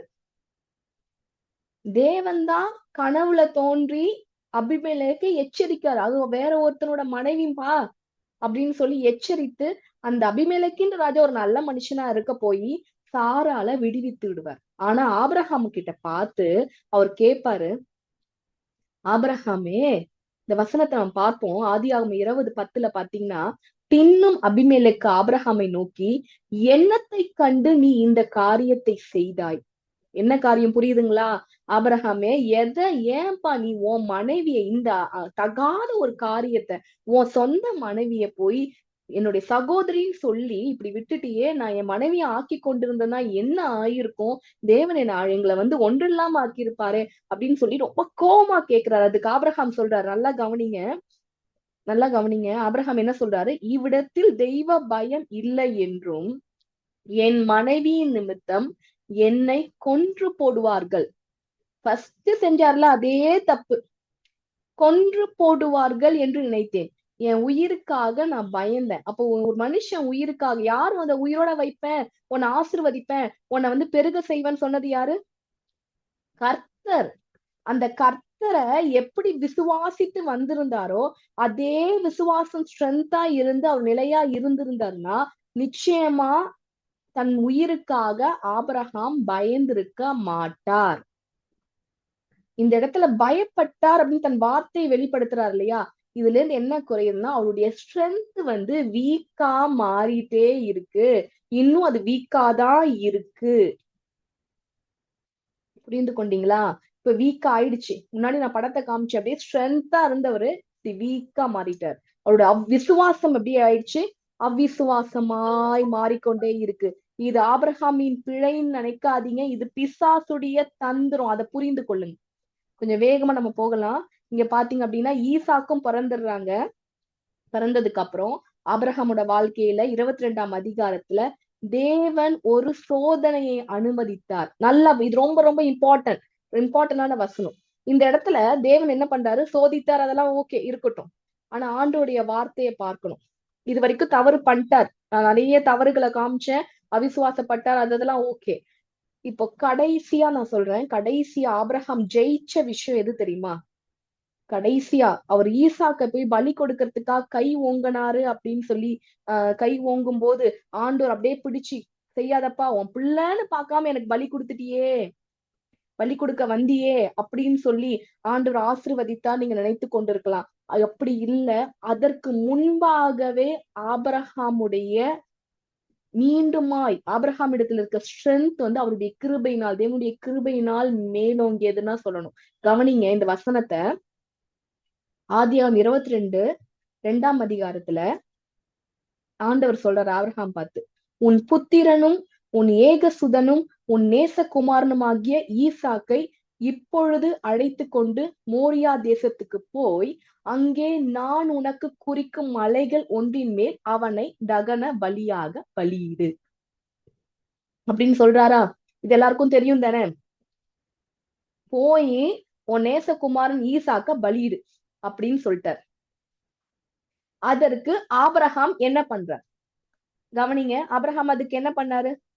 ஆபிரகாம் அதிகாலையிலே எழுந்து தன் கழுதையின் மேல் சேணம் கட்டி தன் வேலைக்காரர்கள் 2 பேரையும் தன் குமாரன் ஈசாக்கையும் கூட்டிக் கொண்டு தகன பலிக்கு கட்டைகளையும் பிளந்து கொண்டு தேவன் தனக்கு குறித்த இடத்திற்கு புறப்பட்டு போனான். இந்த வசனத்துல என்ன இருக்குன்னு நீங்க கேட்கலாம். அவர் சொன்னாரு, இவர் செஞ்சாரு. இது நல்லா புரியுதுங்களா? ஆரம்பத்துல 12ஆம் அதிகாரம் 2ஆம் வசனம் 3ஆம் வசனத்துல இருந்த அந்த ஒரு மேட்சிங் உங்களுக்கு தெரியுதா? வசனம் ஒரு கிரிட்டிக்கலான ஒரு கட்டளைய 12ஆம் அதிகாரம் 1ல இருந்து 4க்குள்ள பார்த்தோம். என்ன பண்ணோம்? எல்லாத்தையும் விட்டுட்டு போ, நான் உன்னை ஆசீர்வதிப்பேன். அதுக்கு ஆபிரகாம் என்ன பண்ணாரு? எல்லாத்தையும் விட்டுட்டு போயிட்டாரு. இதுதான் அவருடைய ஸ்ட்ரென்த். இப்ப மறுபடியுமாய் 22ஆம் அதிகாரம் 1ஆம் வசனத்துல ரொம்ப ரொம்ப கஷ்டமான ஒரு காரியம். எப்படி அது அந்த காலத்துல கஷ்டமோ அதை விட கஷ்டம் இது. உண்மைதானே? அப்போ எல்லாத்தையும் விட்டுட்டு போன்னு சொன்னார் இல்லையா? எல்லாத்தையும் விட்டுட்டு அப்பா அம்மா சொந்தம் பந்தம் எல்லாத்தையும் விட்டுட்டு வந்ததை காட்டிலும் இப்ப தான் சொந்த பிள்ளைய பலியிடுன்னு சொல்றாரு பாத்தீங்களா? இது அதை விட கஷ்டம். அப்படி ஒரு கஷ்டமான ஒரு காரியத்தை தேவன் சொல்றாரு. அதுக்கு ஆபிரகாம், ஆண்டவரே, என் சொந்த பிள்ளையதான் பலியிடணுமா? உங்களுக்கு வேற ஏதாவது நான் பலி கொடுக்கலாமா? என்கிட்ட நிறைய ஆடு இருக்கு, மாடு இருக்கு. ஆண்டவரே, நீங்க ரத்தத்தை எல்லாம் விரும்ப மாட்டீங்களே, நீங்க இந்த மாதிரி தகன பலியெல்லாம் விரும்ப மாட்டீங்களே, மரம் அது ஒரு மனிதர்களை பலி கொடுக்கறதை ஏற்றுக்கொள்கிற தெய்வம் நீர் அல்லவே, நீ ரொம்ப இரக்கமுள்ள தேவன் ஆயிற்றே, எனக்கு 100 வயசுல பிள்ளை கொடுத்தீங்களே, இந்த 100 வயசுல இந்த பிள்ளைய நான் பலி கொடுக்கணுமா அப்படின்னு சொல்லி ஆபிரகாம் கேட்டாரா? This is Abraham. இதுதான் ஆபிரகாமோட உண்மையான கேரக்டர். இதுவே நானா இருந்தா கேட்டிருப்பேன். எத்தனை பேர் இந்த பைபிள் ஸ்டடி பார்த்து கொண்டிருக்கிற உங்களுடைய இறுதியில சொல்லுங்க, இதுவே நீங்களா இருந்தா நிச்சயமா கேட்டிருப்பீங்களா? நான் நிச்சயமா நிறைய கேள்வி கேட்டிருப்பேன். ஆண்டவரே, கொஞ்சம் கன்சிடர் பண்ணக்கூடாதா? கொஞ்சம் கன்சிடர் பண்ணக்கூடாது, நீ இரக்கமுள்ள தேவன் தானே, நிச்சயமா ஒரு ஃபாஸ்டிங்காவது போட்டிருப்பேன். ஒரு 40 நாள் ஃபாஸ்டிங்காவது போட்டிருப்பேன். ஒரு 40 அட்லீஸ்ட் 40 நாளா தள்ளுமே அப்படின்றதுக்காக நிச்சயமா நான் செஞ்சிருப்பேன். இந்த காரியத்தை நான் கேட்டிருக்க, அதாவது எந்த வாய் பேசாம நிச்சயமா நான் கீழ்ப்படிஞ்சிருக்கவே மாட்டேன். இது என்னை பத்தி எனக்கு தெரியும் அப்படின்றதுனால நான் சொல்றேன். ஆனா ஆபிரகாம் எது அவருக்கு நீதியா என்ன பட்டுச்சு? எதையுமே யோசிக்காம கர்த்தரை நம்புறது. எதை பத்தியுமே யோசிக்க மாட்டேன், அவர் சொன்னா நான் செய்வேன், ஏன்னா அவர் முழுசா நம்புறேன். ஆனா நடுவுல நிறைய அநீதியான காரியங்கள் நடந்துச்சு இல்லையா? நிறைய அநீதியான கதை, ஆண்டவரை நம்பாததை போல அவருடைய வாழ்க்கையை மாற்றினான் பிசாசு. ஆனா கடைசியா ஆபிரகாம் இந்த விஷயத்துல ஜெயிச்சார். பலி கொடுக்கறதுலாம் ரெண்டாவது இருக்கட்டும், போய் கை ஓங்கலாம் ரெண்டாவது இருக்கட்டும், இங்க எதையுமே பேசாம அடுத்த நாள் காலைல கிளம்பி போனார் பாத்தீங்களா, அங்க ஜெயிச்சிட்டார் ஆபிரகாம். புரிந்து கொண்டீங்களா? ஸ்ட்ரென்த் மறுபடியும் ஸ்ட்ரென்த்தாய் மாறியது. வீக்கா இருந்தது, மறுபடியும் ஸ்ட்ரென்த்தா மாறிச்சு. தேவனுடைய ஆசீர்வாதத்தை சுதந்திரிச்சு கொண்டார். இப்ப புரிந்து கொண்டீங்களா? பிசாசுடைய தந்திரம் புரியுதா? நம்மளுடைய ஸ்ட்ரென்த்ல கை வைக்கிறது தான் பிசாசுடைய பயங்கரமான அவனுடைய நோக்கமா இருக்கு. இதான் ஒவ்வொருடைய கிறிஸ்தவருடைய வாழ்க்கையிலும் நடந்து கொண்டிருக்கு. இன்னொன்னு கூட உங்களுக்கு புரியுறமா நான் சொல்றேன். இப்போ ஆண்டவர் சொல்றாரு, பலி கொடுக்கும் போது பிரேக் ஆகுதா? இப்ப கேக்குதா? ஓகே. பிள்ளையாண்டான் மேல் கை போடாத. இப்போ நீ இந்த விஷயத்த செய்தது நிமித்தம் என்ன எனக்கு தெரியுது, நீ தேவனுக்கு பயப்படுகிறவன் என்று இப்பொழுது அறிந்திருக்கிறேன் அப்படின்னு சொல்றார். இப்ப ஆண்டவருக்கு புரிஞ்சிச்சு. ஸ்ட்ரென்த் அவருடைய அத ப்ளீஸ் ஆயிட்டார். ஆண்டு ரொம்ப சந்தோஷம் ஆயிட்டார். ஓகே, நான் எதை பார்த்து ஆபிரகாம் அழைச்சனோ, எந்த குணத்தை பார்த்து என் பிள்ளைய பார்த்து நான் சந்தோஷப்பட்டனோ, அந்த குணம் மறுபடியுமாய் அவனுக்குள்ள முழுமையாய் வந்துடுச்சு. ஏன்னா இது டஃப் அப்படின்னு ஆண்டவருக்கு தெரியும். இது சோதனையா பாக்காதீங்க. உண்மையா சொல்லணும்னா இந்த விஷயத்துல ஜெயிக்கணும்னு ரொம்ப போராடி கொண்டு இருந்தது ஆண்டவராதான் இருந்திருக்கும். ஏன்னா அவர் நிச்சயமா ஈசாக்க பலி கொடுக்க விட்டுருக்கவே மாட்டாரு. அது அவருக்கு நல்லா தெரியும். அப்படி ஒரு காரியத்தை அனுமதிச்சு இந்த இடத்துல ஆபிரகாம் தன்னுடைய விசுவாசத்தை மறுபடியுமாய் பெருக செய்ய, அதே கேரக்டர் மறுபடியுமா இங்க ஆபிரகாமை ஜெயிக்க வைத்தது. நான் இப்போ ஆபிரகாம் பத்தி வாழ்க்கையை பார்த்து கொண்டிருக்கிறோம்.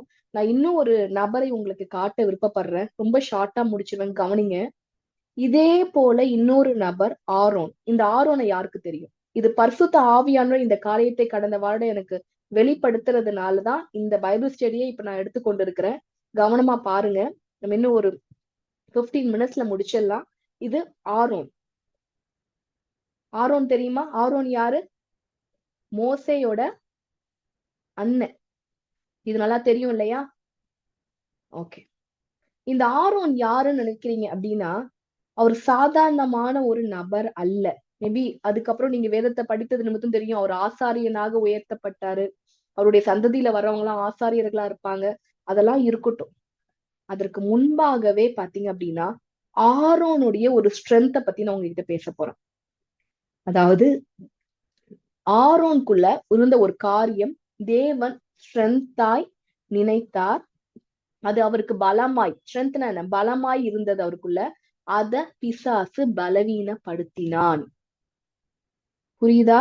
ஏன் இந்த எக்ஸாம்பிள் இப்ப நான் எடுத்து சொல்றேன்னா, நீங்க உங்களை இந்த இடத்துல வச்சு கம்பேர் பண்ணி பார்க்கணும். இப்ப ஆண்டவர் ஏதோ ஒரு விஷயத்த வெளிப்படுத்தி காட்டுறாரு இல்ல, இப்ப நம்மோடு பேசிட்டு இருக்கிறாரு. வாழ்க்கை மாற போகுது. நல்லா கூர்ந்து கவனிங்க. இந்த இடத்துல பாத்தீங்கன்னா மோசே, இவர் மோசே கூட தேவன் பேசி கொண்டிருக்கிறார். என்ன பேசுறாருன்னா, மோசே, இஸ்ரவேல் ஜனங்களா ரொம்ப கஷ்டப்படுறாங்க. நீ இந்த இடத்துல மாமனார் வீட்டுல இருந்ததெல்லாம் போதும், நீ போ, பார்வோன் கிட்ட போய் பேசு, என்னுடைய ஜனங்களை விடுவித்து கொண்டு வா, கானானுக்குள்ள என்னுடைய ஜனங்களை நான் கொண்டு போகணும் அப்படின்னு தேவன் பேசுறாரு. அதற்கு மோசே ஒத்துக்கவே இல்லைங்க, கேட்கவே இல்லை. அதுக்கு மோசே என்ன சொல்றாரு தெரியுமா? யாத்ராகம் 4ஆம் அதிகாரம் 1ஆம் வசனத்துல, அவர்கள் என்னை நம்பார்கள் ஆண்டவரே, என் வாக்குக்கு செவி கொடார்கள், கர்த்தர் உனக்கு தரிசனமாகவில்லை என்று சொல்வார்கள் அப்படின்னு அடிச்சு பேசுறாரு. அப்போ மோசே கிட்ட மறுபடியும் ஆண்டவர் பேசுறாரு, அப்படி இல்லப்பா, நீதான் போய் ஆகணும் அப்படின்னு சொன்ன உடனே அதற்கு மோசே சொல்றாரு, இல்ல ஆண்டவரே, நான் திக்குவாய், நான் மந்த நாவு அப்படின்னு சொல்றாரு. அதுக்கு மறுபடியும் ஆண்டவர் சொல்றாரு, இல்லப்பா, நான் தானப்பா வாயையே உண்டாக்குனேன், என்னால பேச வைக்க முடியாதா? ஊமையனையும் செவிடனையும் பார்வையுள்ளவனையும் குருடனையும் உண்டாக்கினவன் நான் தானேப்பா, நீ போப்பா, நான் உன் வாயோட இருந்து நீ பேச வேண்டியதை உனக்கு போதிப்பேன் அப்படின்னு எவ்வளவோ கம்பல் பண்றாரு. கம்பல் பண்ணக்கு அப்புறமும் மோசே என்ன சொல்றாரு? அதற்கு அவன், ஆண்டவரே, நீர் அனுப்ப சித்தமா இருக்கிற வேற யாராகிலும் அனுப்பும், நான் வேணாம், என்ன விட்டுரும், வேணாம் ஆண்டவரே, நான் போலாம் ஆண்டவரே அப்படின்னு பிடிவாதமா நிக்கிறாரு மோசே. ஒரு இக்கட்டான சூழ்நிலை. ஆண்டவருக்கே இக்கட்டான சூழ்நிலை இங்க. ஏன்னா மோசேயை அழைச்சிட்டார், அவரை தான் வந்து தெரிந்து கொண்டிருக்கிறார். இஸ்ரவேல் ஜனங்களை மீட்பதற்கு ரட்சகராய் மோசேயை தான் வைத்திருக்கிறார். இப்போ இந்த மோசே திடீரென்று பின் வாங்குறார். முடியாது, நான் போல. அது எது நிமித்தமோ, பயத்து நிமித்தமோ, ஏதோ ஒரு காரியத்தை வைத்து மோசே போக மாட்டேன்னு அடம் பிடிச்சிக்கிட்டு நிக்கிறார். மோசே மேல ஆண்டவருக்கு கோபம் ஆயிடுச்சு. இங்க வசனம் தெளிவா சொல்லுதா, அப்போது கர்த்தர் மோசேயின் மேல், 14ஆம் வசனத்தை பாருங்க. அப்போது கர்த்தர் மோசேயின் மேல் கோபம் உண்டவராகி, லேவியனாகிய ஆரோன் உன் சகோதரன் அல்லவா? அவன் நன்றாய் பேசுகிறவன் என்று அறிவேன். அவன் உன்னை சந்திக்க புறப்பட்டு வருகிறான். உன்னை காணும் போது அவன் இருதயம் மகிழும். நீ அவனோட பேசி அவன் வாயிலே வார்த்தைகளை போடு. உன் வாயிலும் அவன் வாயிலும் இருந்து நீங்கள் செய்ய வேண்டியதை உங்களுக்கு உணர்த்துவேன் அப்படின்னு சொல்லி ஆண்டவர் சொல்றார். இப்ப என்ன சொல்றாரு, என்ன புரியுது? நீ தனியா போவேனா, உங்க அண்ணன் ஆரோன், அவர் அண்ணன் முறையில வர்றவரு ஆரோன் வருவாரு, அவர் கூட சேர்ந்து போ அப்படி சொன்னதுனாலதான் மோசே போனார். இதுல என்ன இருக்கு அப்படின்னு நீங்க கேட்கலாம். நான் சொல்றேன் என்ன தெரியுமா, ஒரு இக்கட்டான ஒரு சூழ்நிலை. என்ன இக்கட்டான சூழ்நிலை? இப்போ இஸ்ரவேல் ஜனங்களை விடுவிக்கணும். அதற்கு ரட்சகரா வச்சது யாரு? மோசைய. அந்த மோசைய அடம் பிடிக்கிறார், நான் போக மாட்டேன்ட்டு. இப்படி ஒரு இக்கட்டான சூழ்நிலையில ஆண்டவருக்கு கை கொடுத்தவர் யாரு? கீழ்ப்படிய மாட்டேன் நிக்கிறாரு மோசே, கீழ்ப்படிந்து வருகிறவர் ஆரோன். புரியுதா? இதுதான் ஆரோனுடைய ஸ்ட்ரென்த். இப்ப நான் கேக்குறேன், மோசே வந்து தூரமா ஒரு இடத்துல இருக்கிறார். ஓகே, தூரமா, அதாவது பாரோன் அவங்க இஸ்ரவேல் ஜனங்கள் அடிமையாய் வாழ்ந்தாங்க இல்லையா? அப்படியெல்லாம் ஒரு வாழ்க்கை மோசே வாழல. அவரு மாமனார் வீட்டுல ஆட்டு மந்தைய பார்த்துட்டு வாழ்ந்துட்டு இருக்கிறார். ஆனா ஆரோன் வந்து எங்க இருக்கிறார் அப்படின்னா, அவர் வந்து எகிப்துலதான் இருக்கிறார். எகிப்துல பார்வோனுக்கு அடிமையாய் தன்னுடைய இஸ்ரவேல் ஜனங்களோடு பாடு அனுபவித்துக் கொண்டிருக்கிறார் ஆரோன். இப்போ மோசே ஏன் போக மாட்டேன்னு சொல்றாரு அப்படின்னா, அவர் பயந்து ஓடி வந்தார். பார்வோன்னு தன்னை கொன்றுவாரு அப்படின்னு சொல்லிட்டு எகிப்துல இருந்து பயந்து ஓடி வந்தவர் தான் மோசே. இவ மறுபடியும் போக மாட்டேன்னு சொல்றதுக்கும் பயம் காரணமா இருக்கு. ஆனா ஆரோன் வந்து அதே அடிமைத்தனத்துல வாழ்ந்து கொண்டு அதே பார்வோன் பண்ற கொடுமைகள்லாம் தாங்கி கொண்டு இருக்கிறார். இப்ப நான் கேக்குறேன், இப்ப மோசே வந்து பல வருடங்கள் ஆயிடுச்சு, கிட்டத்தட்ட 80 வயசு ஆயிடுச்சு மோசே. ஆரோனும் அதே மாதிரி அங்க வாழ்ந்துட்டு இருக்காரு. இப்போ பக்கத்துல இருக்க மோசேக்கு பார்வோனை குறித்த அதிக பயம், சாரி, தூரத்துல இருக்கிற மோசேக்கு பார்வோனை குறித்த அதிக பயம் இருக்குமா, இல்ல ரொம்பவே பக்கத்துல இருந்து அவன் கொடுமையை அனுபவித்து கொண்டிருக்கிற ஆரோனுக்கு பார்வோனை குறித்த பயம் அதிகமா இருக்குமா? யாருக்கு அதிகமா பயம்? ஆரோனுக்கு தான் இருக்கணும். அதுதான் கரெக்ட் இல்லையா? தூரமா இருக்கவங்களை காட்டிலும் கிட்ட இருந்து அடி வாங்கிட்டு இருக்கான் பாருங்க, அவனுக்கு தான் பயம் அதிகமா இருக்கணும். அவனுக்கு தான் உயிர் பயம் அதிகமா இருக்கணும். ஆனா மோசே வந்து கீழ்ப்படிய மாட்டாரு. வலியையும் வேதனையும் அனுபவிச்சுக்கிட்டு இருக்கு, அந்த பயத்தை தினம் தினம் உணர்ந்து கொண்டிருக்கிறார், பார்வோனை குறித்த பயத்தை. அந்த ஆரோனு எதையுமே யோசிக்காம, அந்த மனுஷன், அந்த பார்வோன்ற ராஜா எவ்வளவு பொல்லாத மனுஷனோ அதை பத்தி எல்லாம் எந்த ஒரு இதுவும் யோசிக்காம கர்த்தருக்கு கீழ்ப்படுகிறார். புரியுதா? இப்ப உங்களுக்கு தெரியுதா என்ன டிஃபரன்ஸ்? எப்படிப்பட்ட இக்கட்டான சூழ்நிலையில ஆரோன் கை கொடுத்தாருன்ட்டு. சான்ஸே இல்ல. ஆரோன் வந்து ஒத்துக்கொள்றதுக்கு, நியாயமா அடம் பிடிக்க வேண்டியது ஆரோன் தான். ஆனா இந்த இடத்துல அப்படியே ரிவர்ஸா மோசே அடம் பிடிக்கிறாரு. ஆரோன் வந்து அந்த பயத்தை எல்லாத்தையும் தாங்கிக்கிட்டு ஆண்டவருக்கு கீழ்ப்படுகிறார். இது ஆரோனுடைய ஸ்ட்ரென்த். இப்ப புரியுதுங்களா? அங்க ஆபிரகாமுக்கு வேற ஒரு ஸ்ட்ரென்த், தேவனை விசுவாசிக்கிறது. இந்த இடத்துல ஆரோன்ற ஸ்ட்ரென்த் என்ன? நான் உயிரை பார்க்கல, எதையும் பார்க்கல, ஆண்டவருக்காக எல்லாத்தையும் விட்டுட்டு நான் போய் நிக்கிறேன், பார்வோன் கிட்ட பேசுறேன். ஆமா, நம்பிக்கையா நான் பார்வோன் கிட்ட நான் போய் நிக்கிறேன், நான் போய் பேசுறேன் அப்படின்னு சொல்லிட்டு மோசே கூட போறதுக்கு ரெடி ஆயிடுறாரு. யாரு? ஆரோன். ஆரோன் வந்ததுனாலதான் மோசே கூட போறாரு. இல்லைன்னா இஸ்ரவேல் ஜனங்களுக்கு மீட்பு இல்லாம போயிருக்கும். வேற ஏதாவது பிளான் போட்டிருக்கணும் ஆண்டவர் அதுக்கப்புறம். புரிந்து கொண்டீங்களா? இப்போ ஆரோன் தான் வந்து எகிப்து ராஜா முன்னாடி போய் பேசணும். நான் யோசிச்சு பாருங்க, இப்ப 2 பேர் போறோம். ஒரு பெரிய ராஜா அவன் முன்னாடி நின்னு, பார்வோனே, நீ அடிமையா வச்சிருக்க பத்தியா, அவங்களாம் நீ விடு அப்படின்னு சொல்லி பேசுறோம்னு வச்சுக்கோங்களேன். யாருக்கு முதல் அடி விழும்? பேசுறவனுக்கா சும்மா இருக்கிறவனுக்கா? பேசுறவருக்கு. பேசுறவனுக்கு தான் முதல் அடி விழும். உண்மைதானே? இப்ப 2 பேர் போறோம். ஒரு பெரிய பிரைம் மினிஸ்டர்னு வச்சுக்கோங்க. அவர்கிட்ட போயிட்டு அவருக்கு விரோதமா ஒரு வார்த்தை பேசுறேன். இல்லன்னா அவ்வளவுதான், வாதைகளால ஒண்ணு இல்லாம ஆயிடுவீங்க, உங்க தேசம் அழிஞ்சிரும் அப்படின்னு நான் சொல்றேன். முதல் அடி யாருக்கு விழும்? சும்மா நிக்கிறவனுக்கா பேசுறவனுக்கா? பேசுறவனுக்கு தான் விழும். இப்ப கொல்லுங்கடா அப்படின்னு சொல்றாரு ராஜா. யார முதல்ல கொல்லுவாங்க? மோசேயவா ஆரோனையா? ஆரோனை. ஆரோன். அதுதான் எல்லாரும் பண்றது. அப்போ யாருக்கு வாழ்க்கையில அதிக ரிஸ்க்? ஆரோனுக்கா மோசேக்கா? ஆரோனுக்கு அடி விழுந்தாலும் சரி, கொலை விழுந்தாலும் சரி, மிதி விழுந்தாலும் சரி, எல்லாம் முதல்ல விழ போறது ஆரோனுக்கு தான். மோசே நடுவுல கூட எஸ்கேப் ஆகி ஓடிடலாம். ஒரு ஜோக்காக சொல்றேன். இவரை கொல்ற நேரத்துல இவர் எஸ்கேப் ஆயிடலாம். ஒரு ஜோக்காக சொல்றேன். சரிங்களா? சோ ஏன்னா கிரிட்டிகாலிட்டி நீங்க புரிந்து கொள்ளணும். இவ்வளவு ஒரு கிரிட்டிக்கலான ஒரு சூழ்நிலை தான் ஆரோன் இதை ஏற்றுக்கொள்கிறார். இதுதான் அவருடைய ஸ்ட்ரென்த். இப்ப நம்ம ஸ்ட்ரென்த்தை பத்தி தான் பேசிட்டு இருக்கோம். இப்ப எனக்கு ஒரு ஸ்ட்ரென்த் இருக்கும், உங்களுக்கு ஒரு ஸ்ட்ரென்த் இருக்கும். நான் சொன்னேன் இல்லையா, ஆண்டவர் அதை நீதியா பாப்பாரு. இப்ப ஆரோன்ற ஸ்ட்ரென்த் இதுதான், நான் உயிரை துச்சமா மதிக்கிறது. என் ஆண்டவர் சொல்லிட்டார், நான் செய்யறேன், கீழ்ப்படுகிறேன், என் உயிர் எனக்கு முக்கியம் கிடையாது அப்படின்ட்டு அந்த பொல்லாத பார்வோனுக்கு முன்பாக நின்று பேசி இஸ்ரவேல் ஜனங்களை மோசேவும் ஆரோனும் சேர்ந்து வெளியே கொண்டு வராங்க. சரியா? இப்ப இந்த இடத்துல இந்த சம்பவத்தை பாருங்க.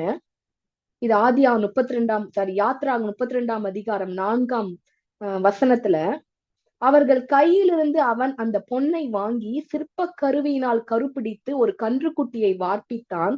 அப்பொழுது அவர்கள், இஸ்ரவேலரே, உங்களை எகிப்திலிருந்து அழைத்து கொண்டு வந்த உங்கள் தெய்வங்கள் இவைகளே என்றார்கள். நான் சொன்னேன் இல்லைங்களா, எது நம்ம ஸ்ட்ரென்த்தோ அந்த ஸ்ட்ரென்த்ல கை வைக்கிறது தான் பிசாசுடைய தந்திரம். புரியுதா நான் என்ன சொல்றேன்ட்டு? இந்த இடத்துல ஸ்ட்ரென்த் என்ன? ஆரோன் உயிருக்கு பயப்படாத ஒரு மனுஷன், கர்த்தருக்காக எதையும் செய்கிற ஒரு மனுஷன். இந்த மனுஷனுடைய ஸ்ட்ரென்த்தை வீக் ஆக்கி, இப்ப இந்த இடத்துல என்ன நடக்குது அப்படின்னா, மோசே இஸ்ரவேல் ஜனங்களை மோசேவும் ஆரோனும் மீட்டு கொண்டு வெளியே வந்துடுறாங்க. வனாந்தரத்துல இருக்காங்க. இப்ப ஆண்டவர் சொல்றாரு மோசேவ, நீ வா, மேல ஏறி சீயோன் பர்வதத்துக்கு வா, அந்த இடத்துல நான் உனக்கு கட்டளைகளை தரப்போறேன், என் சமூகத்துல இரு அப்படின்னு சொல்லி கூப்பிடுவாரு. மோசேவும் புறப்பட்டு போயிடுவாரு 40 நாளைக்கு. யார் கையில ஒப்படைச்சிட்டு போவார் இஸ்ரவேல் ஜனங்கள்னா? ஆரோன் கையில ஒப்படைச்சிட்டு போயிடுவார். இப்ப ஆரோன் என்ன பண்ணணும்? அந்த இஸ்ரவேல் ஜனங்களை சரியா பாத்துக்கணும்.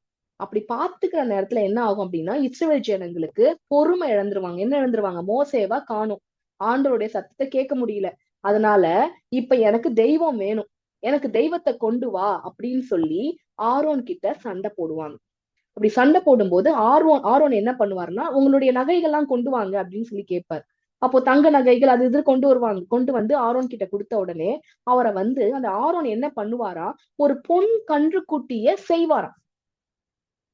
செஞ்ச உடனே இஸ்ரவேல் ஜனங்கள், அவர் சொல்லல, இஸ்ரவேல் ஜனங்கள் என்ன பண்ணுவாரு, இந்த ஜனங்களை என்ன பண்ணுவாங்கன்னா, ஒரு கன்றுக்குட்டி வந்த உடனே, இந்த கன்றுக்குட்டி தான் தெய்வம், இந்த கன்றுக்குட்டி தான் எங்களை எகிப்துல இருந்து காப்பாத்தி வந்த தெய்வம் அப்படின்னு சொல்லி அது தெய்வம் ஆக்கிடுவாங்க.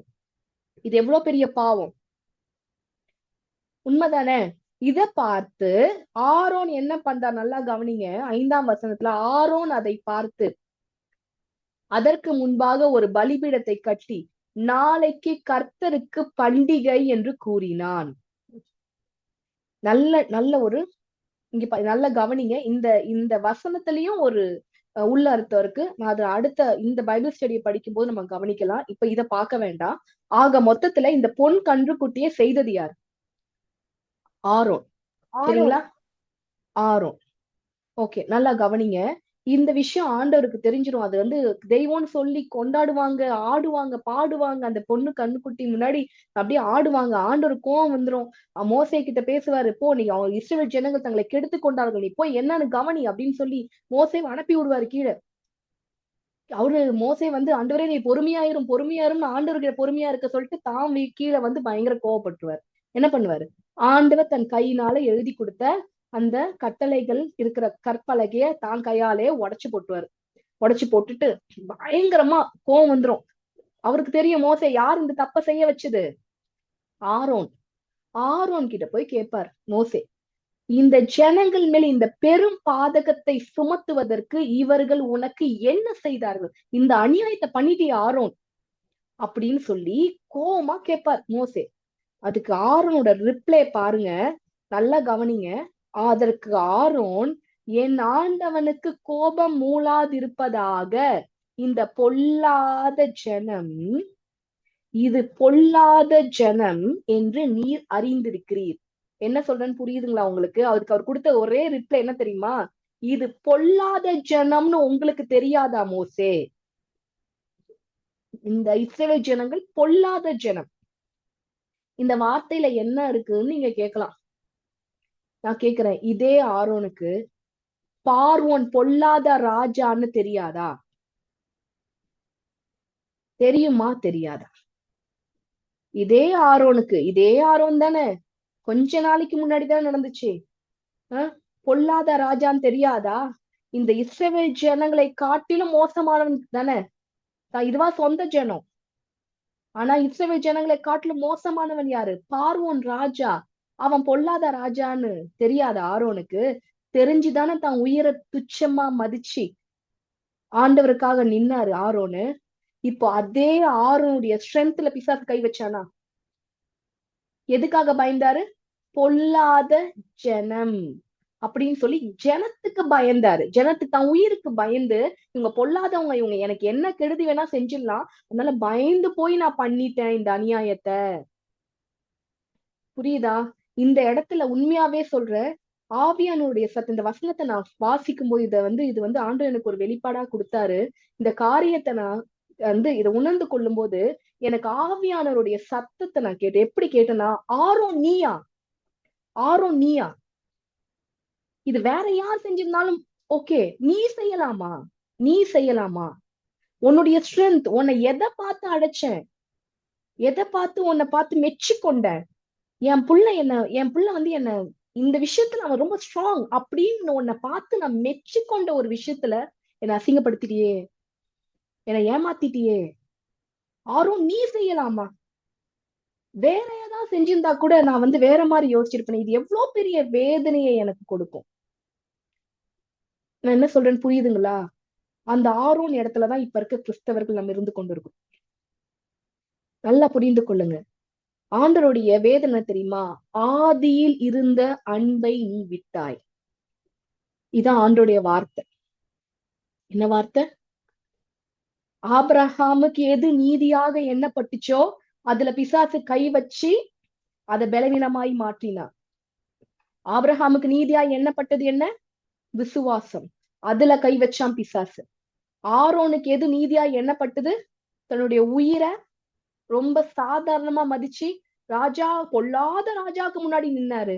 அதை வீக்காய் மாற்றி என்ன பண்ணா? பொல்லாத ஜனங்கள்னு பயப்பட வச்சான். இப்போ என்ன, நான் இருக்கேன், நீங்க இருக்கீங்க. ஆண்டவர் உங்களையும் என்னையும் குறித்த ஒரு சில காரியங்களை மெச்சி கொண்டிருப்பார். மெச்சி கொண்டிருந்தா தெரியுமா? அப்படியே பெருமைப்பட்டு கொண்டிருப்பார். பிரியாவா, அவ இந்த விஷயத்துல பர்ஃபெக்ட், விட்டு கொடுங்கப்பா, என் புள்ளப்பான்னு பெருமை பாராட்டி கொண்டிருப்பார்.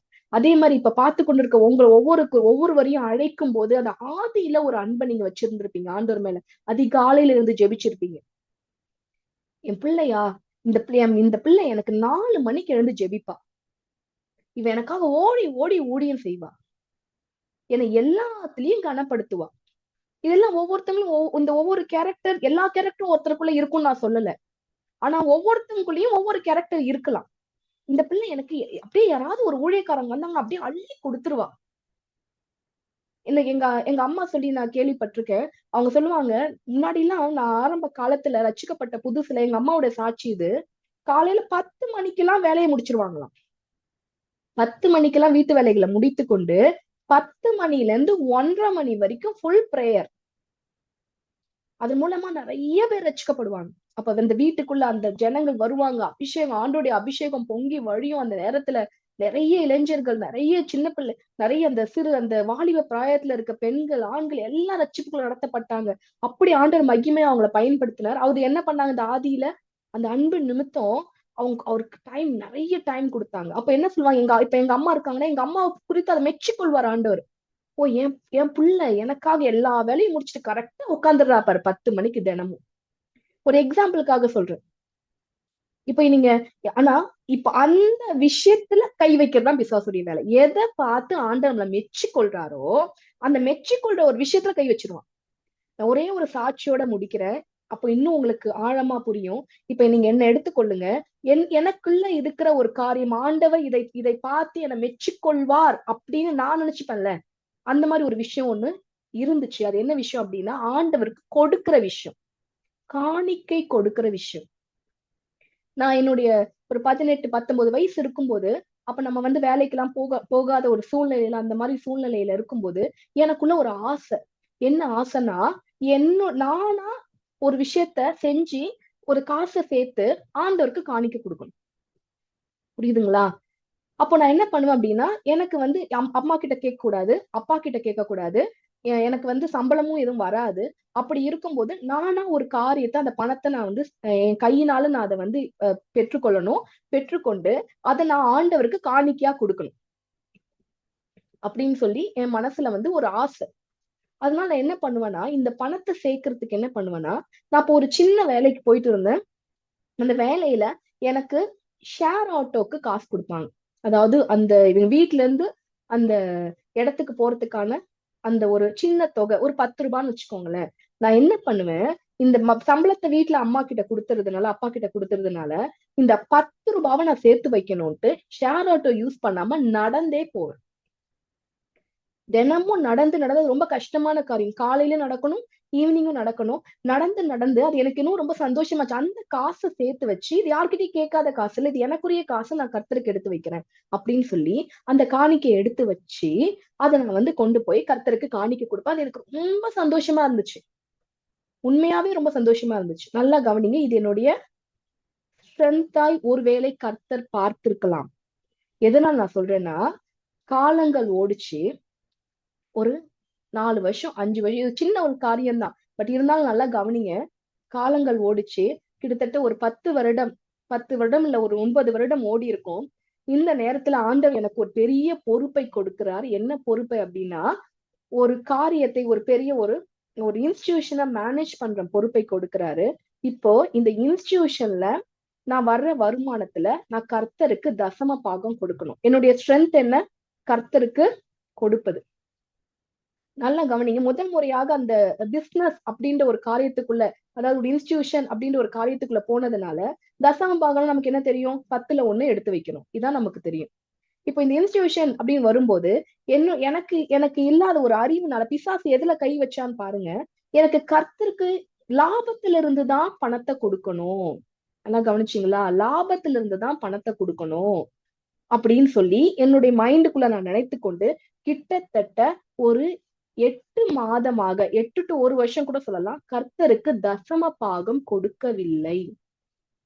ஏன்னா அதுதான் இன்ஸ்டிடியூஷன் ஆரம்பிச்ச ஒரு பிகினிங். அந்த இடத்துல வருமானம் வந்து குறைவுபட்டுக்கிட்டே இருந்துச்சு. புரிந்து கொண்டீங்களா? அப்போ நான் வந்து கொடுக்கல. இப்போ என்னுடைய ஸ்ட்ரென்த்ல வீக் ஆச்சா? என் ஸ்ட்ரென்த் வீக் ஆச்சா? அது என் அறியாமையினால வீக் ஆனாலும் சரி, வீக் தான். வீக் ஆச்சா? இது எப்ப வீக் ஆச்சுன்னு நான் தெரிந்து கொண்டேன் தெரியுமா? தொடர்ந்து எனக்கு குறைவுகள் வந்து கொண்டே இருந்துச்சு. என்ன வந்துச்சு? என்னுடைய அந்த ஒவ்வொரு மாசமும் போக போக அந்த மாசத்துடைய தேவைக்கு மேலாக வந்து நிக்கும் பணம். 20,000, 30,000, 40,000 கையில இருந்து போடுற மாதிரி இருக்கும். எனக்கு ஒண்ணுமே புரியாது. ஆண்டவரே, நான் எதுல நான் வீக் ஆனேன்? என்ன ஆச்சு? ஏன் இப்படி இருக்கு? ரொம்ப கஷ்டமா இருக்கே, நடத்த முடியலையே காரியத்தை அப்படின்னு சொல்லி போராடி கொண்டிருக்கும் போது, அப்ப பாஸ்டர் சொல்றாங்க, என்னோட ஹஸ்பண்ட் பாஸ்டர் சொல்றாங்க, நீ தசம பாகம் கொடுக்குறியான்னு கேட்டேன்.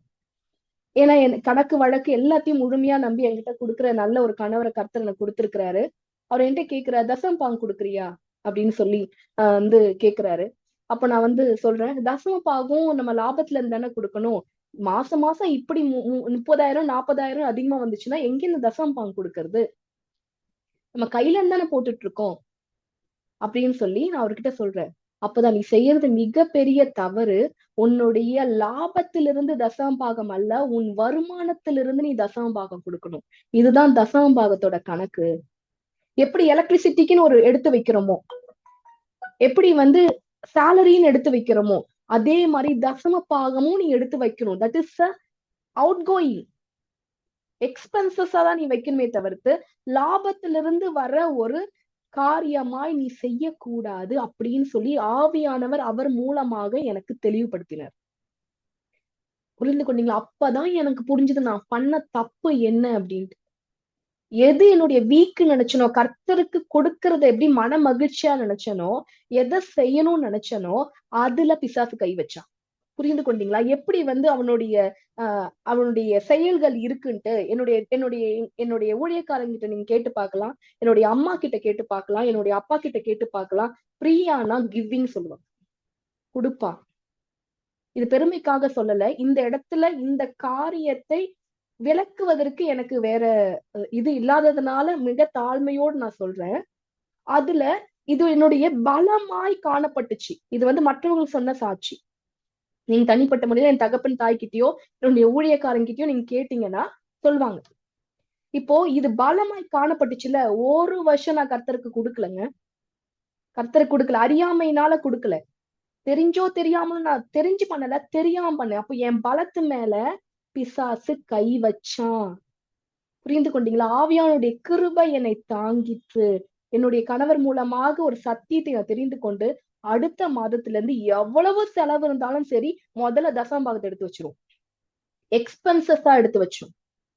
2 மாசம் இன்று வரை கடன் இல்லாமல் கர்த்தர் நடத்தி கொண்டிருக்கிறார்.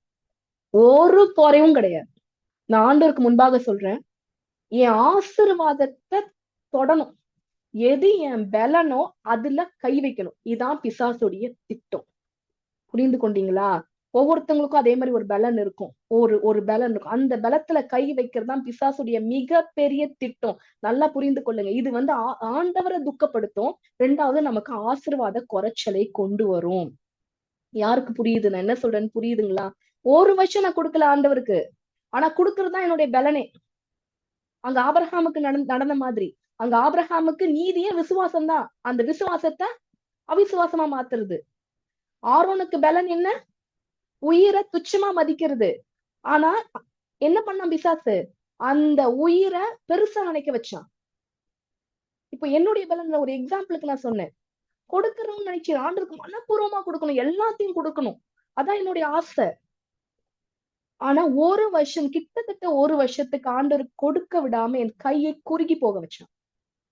ஆனா ஆண்டவர் விடுதலை ஆக்கலாம். இப்ப உங்களோட ஆண்டவர் பேசி கொண்டிருக்கிற ஒவ்வொருத்தங்களும் ஒவ்வொரு விஷயத்துல ஸ்பெஷலா இருக்கலாம். இங்க நல்லா பாருங்க, வெளிப்படுத்தின விசேஷம் 2ஆம் அதிகாரத்துல உன் கிரியைகளையும் உன் பிரயாசத்தையும் உன் பொறுமையையும் நீ பொல்லாதவர்களை சகிக்க கூடாமல் இருக்கிறதையும் அப்போஸ்தலர் அல்லாதவர்களை தங்கள் அப்போஸ்தலர் என்று சொல்கிறதையும் நீ சோதித்து அவர்களை பொய்யர் என்று கண்டறிந்ததையும் நீ சகித்து கொண்டிருக்கிறதையும் பொறுமையா இருக்கிறதையும். எத்தனை பேர் ஆண்டவருக்காக சகித்து கொண்டிருக்கிறீங்க?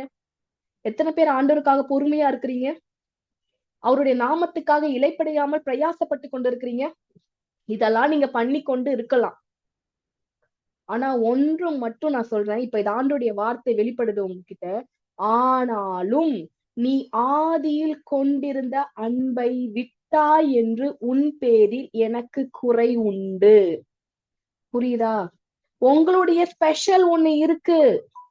நீங்க ஒரு கண்டினியூஸ் வர்ஷிப் லீடரா இருக்கலாம், அதாவது ஆண்டவரை வர்ஷிப் பண்ணிக்கிறவங்களா இருக்கலாம். ஆனா இப்ப நீங்க வர்ஷிப் பண்ண மாட்டீங்க. மத்த விஷயம் எல்லாம் பண்ணுவீங்க. மத்த விஷயம் நல்ல வேதத்தை போதிப்பீங்க, உதவி செய்வீங்க, கர்த்தருக்கு கொடுப்பீங்க, இல்ல போய் சுவிசேஷம் சொல்லுவீங்க. ஆனா ஆண்டவர் ஆராதிக்க மாட்டீங்க. ஆனா உங்களுடைய ஸ்பெஷல் என்ன? எதை பார்த்து உங்களுக்கு ஆண்டவர் மெச்சி கொண்டாரு? எது ஆதியின் அன்புன்னு சொல்றாரு? ஆராதனை. ஒரு எக்ஸாம்பிளுக்காக சொல்றேன். நீங்க சுவிசேஷம் அறிவிக்கிறது உங்களை பார்த்து ஆண்டவர் மெச்சி கொள்வரா இருக்கும். ஆனா இப்ப எப்படி இருப்பீங்க? வாயே திறக்க மாட்டீங்க. ஆனா மத்த விஷயத்துலாம் கரெக்டா இருப்பீங்க. நீதியா இருப்பீங்க, நன்மை செய்வீங்க, குறைவில்லாம பார்த்து கொள்வீங்க, அதெல்லாம் பண்ணுவீங்க. ஆனா ஆதியின் அன்பு எங்க போச்சு? எதை பார்த்து உங்களுக்கு ஆண்டவர் அழைச்சாரு? எதுக்காக ஆண்டவர் உங்களை கூப்பிட்டாரு? எதை பார்த்து ஆசீர்வதிச்சாரு? ஆபிரகாம் எதை பார்த்து ஆசீர்வதிச்சாரு? அவன் கண்மூடித்தனமா ஆண்டவரை நம்பினார் இல்லையா? அதை பார்த்து தான் ஆசீர்வதிச்சாரு. அதுலதான் பிசாசு கை வச்சான். அதே மாதிரி உங்களை பார்த்து ஆண்டவர் ஒரு காரியத்திற்காக ஆண்டவர் அழைச்சிருக்கிறார். ஒரு சில காரியங்கள் உங்க வாழ்க்கையில உங்களை பார்த்து இதான் ஸ்பெஷல், இதான் ஸ்பெஷல் அப்படின்னு சொல்லி நம்மளை பார்த்துக்கிட்டே இருக்கிறாரு. அதுல குறைவு பட்டு இருக்கிறோம். புரியுதா? நீ ஆதியில் கொண்டிருந்த அன்பை விட்டா என்று உன் பேரில் எனக்கு குறை உண்டு. இந்த குறை என்ன பண்ணும் தெரியுமா உங்களுக்கு? நல்லா கவனிங்க, தான் முக்கியமான வசனம். இந்த குறைவுனால வந்து நமக்கு ஆசீர்வாத குறைச்சல் மட்டும் நினைக்காதீங்க. இது தேவனுடைய கோபத்துக்கு நம்மளை ஆளாக்கும். புரிந்து கொண்டீங்களா? தேவனுடைய கோபத்துக்கு நம்மளை ஆளாக்கும். ஆகையால் நீ இந்த நிலைமையிலிருந்து விழுந்தாய் என்பதை நினைத்து, எதுல இருந்து விழுந்த? எதுல இருந்து விழுந்த? ஆதியில நீ எப்படி இருந்த? இப்ப எப்படி இருக்க? யோசிச்சு பாரு. நிலைமையிலிருந்து விழுந்தாய் என்பதை நினைத்து மனம் திரும்பி ஆதியில் செய்த கிரியைகளை செய்வாயாக. இதுதான் பரிசுத்த ஆவியானுடைய வார்த்தை உங்களுக்கு. இதான் இந்த பைபிள் ஸ்டடியோட நோக்கம். நீங்க என்ன ஆதியில செஞ்சீங்களோ அதை மறுபடியும் செய்யும். அப்பதான் உங்களுக்கு ஆசீர்வாதம். ஏன் ஆசீர்வாத குறைச்சல்? ஏன் என் வாழ்க்கையில நடக்கல? ஏன் மாத்தி மாத்தி நடந்துச்சு? ஏன் தவறா போச்சு? ஆதியில நீங்க என்ன செஞ்சீங்க அதை மறுபடியும் செய்யுங்க. இல்லாவிட்டால் நான் சீக்கிரமாய் உன்னிடத்தில் வந்து நீ மனம் திரும்பாத பட்சத்தில் உன் விளக்கு தண்டை அதிலிருந்து நீக்கி விடுவேன். புரிந்து கொண்டீங்களா? இந்த வார்த்தை கடினமா இருந்தாலும் இது வந்து ஆண்டோடைய விருப்பம் இல்ல. பட் ஆனா இதுதான் வந்து முடிவா போயிடும். இது வந்து ஆண்டவர் நம்மளை தள்ளிடுவான்னு நினைக்காதீங்க. இது நமக்கு வர்ற பிரச்சனையா பாருங்க. வாழ்க்கையில வர்ற வந்து ஒரு ஒரு இக்கட்டான சூழ்நிலையா பாருங்க. இந்த சூழ்நிலைக்கு யார் நம்ம என்ன தெரியுமா காரணம்? நம்ம ஆதியில இருந்த அன்பை விட்டது. இப்போ இந்த வசனத்துக்கு அப்புறம் நான் விசுவாசிக்கிறேன், நீங்க அர்ப்பணிப்பீங்கன்னு விசுவாசிக்கிறேன். ஆதியில் இருந்த அன்பு வேணும். நம்முடைய பலத்தை பலவீனமாய் மாற்றுவதுதான் பிசாசுடைய தந்திரம். ஆபிரகாம் வாழ்க்கையில நடந்த மாதிரி, ஆரோனோட வாழ்க்கையில நடந்த மாதிரி, இல்ல என் வாழ்க்கையில நடந்த மாதிரி. நான் ஒரு வருஷம் எவ்வளவு கஷ்டப்பட்டேன்னு எனக்கு தான் தெரியும். உண்மையாவே சொல்றேன். ரொம்ப ஒவ்வொரு மாசமும் இக்கட்டா போகும் எனக்கு. ஆனா அந்த அந்த இக்கட்டுல இருந்து இந்த நாள் வரைக்கும் ஆண்டவர் என்னை காப்பாத்திட்டு இருக்காரு. கிட்டத்தட்ட அந்த அந்த சம்பவம் நடந்து 7 வருஷம் ஆயிடுச்சு. 7 வருஷம் கர்த்தர் எனக்கு உண்மையுள்ளவரா இருக்கிறார். நான் சொல்றேன், உங்களுக்கு ஆண்டவர் உண்மையுள்ளவரா இருப்பாரு. ஆதியில் இருந்த அன்பை விட்டுறாதீங்க. ஆண்டவர் பாப்பாரு, ஆரோன் நீயா? இந்து நீயா? லின்சி நீயா? நீ செய்யக்கூடாது. வேற யாரா செஞ்சிருந்தா கூட எனக்கு மனசு வேற மாதிரி ஆயிருக்கும். ஆனா நீ செஞ்சா எனக்கு வேதனையா? நீ செய்யக்கூடாது. எதை பார்த்து உன்னை மெச்சிக்கொண்ட? எதை பார்த்து உன்னை மெச்சிக்கொண்ட? அந்த மெச்சு கொண்டதுல இருந்து விலகிட்டியே, பிசாசுடைய தந்திரத்துக்கு ஆளாயிட்டியே அப்படின்னு சொல்லி ஆண்டவர் வேதனைப்பட்டு கொண்டிருக்கிறார். இப்போ நம்ம ஜெபிப்போமா? அர்ப்பணிப்போமா? ஆண்டவர், நான் ஆதியில இருந்து அன்பை மறுபடியுமா வர ஆண்டவரே, நீங்க எதை பார்த்து என்ன அழைச்சீங்களோ அதை மறுபடியுமா நான் உங்களுக்கு செஞ்சு உங்களை ஒரு சந்தோஷப்படுத்துறேன் ஆண்டவரே. இன்னையில இருந்து என் வாழ்க்கையில மாற்றம் வரட்டும் ஆண்டவரே. ஜெபிப்போமா? நான் உங்களுக்காக ஜெபிக்கட்டுமா? கண்களை மூடி. ஆண்டவரே, இந்த வசனத்தை கேட்டுக்கொண்ட ஆண்டவரே, இன்று எங்களோடு கூட பேச நீங்க இடைப்பட்டீங்க ஆண்டவரே. ஆதியில் என்ன செய்தோமோ அதை நினைத்து பார்த்து மறுபடியுமாய் அதை உம்மிடத்தில் ஆண்டவர் ஒப்புரவாகும்படி உமக்கு செய்யும்படி எங்களுக்கு கிருபை செய்யுங்க ஆண்டவரே. அந்த ஆதியில் இருந்த அன்பு எங்களிடத்துல குறைவுபடக்கூடாது ஆண்டவரே. அப்பா, அது எங்களுக்கு உங்களை துக்கப்படுத்த கூடாது ஆண்டவரே. எங்களுடைய ஆசீர்வாதத்துக்கு ஒரு வாய்க்காலாய் ஆண்டவரே, ஆசீர்வாதம் ஆண்டவரை வெளிப்படுவதற்கு ஏற்ற ஏற்ற அந்த காலம் இது குறிக்கப்பட்ட காலமா இருக்கிறபடியால் ஆதியில் நான் உண்மை ஏற்றுக்கொண்ட புதுசுல, நீங்க எங்களுக்கு ரட்சிப்பை கொடுத்த புதுசுல பிகினிங்ல நான் எப்படி உங்ககிட்ட அன்பா இருந்தனோ, எந்த மாதிரி என் அன்பை நான் உங்களுக்கு காமிச்சனோ அதே மாதிரி மீண்டுமாய் நான் என் அன்பை நான் உங்களுக்கு இந்த காலகட்டத்துல காட்ட எனக்கு கிருபை செய்யுங்க ஆண்டவரே. உங்க கருத்துல முற்றிலுமாய் அர்ப்பணித்து ஜெபிக்கிறோம். எங்களுக்கு கிருபை செய்யுங்க ஆண்டவரே. அப்பா, எல்லாருடைய இருதயத்துல நீங்க பேசுங்கப்பா, அவங்களுக்கு காட்டுங்கப்பா, எது உன்னுடைய பலன், எது என்னுடைய பலன் அப்படின்னு சொல்லிட்டு ஆண்டவர் அவங்க பலத்தை நீர் வெளிப்படுத்தி காட்டும்படியாய் ஜெபிக்கிறேன். பரிசுத்த ஆவியானவர் நீர் பலமாய் இடைப்படும்படியாய் ஜெபிக்கிறேன். உங்க கருத்துல முற்றிலுமாய் அர்ப்பணித்து ஆண்டவரே, நாங்க இந்த பைபிள் ஸ்டடியை நிறைவு செய்கிறோம். ஆசீர்வதிங்க. இயேசுவின் நாமத்தை கேட்கிற நல்ல பிதாவே, ஆமென். ஆமென்.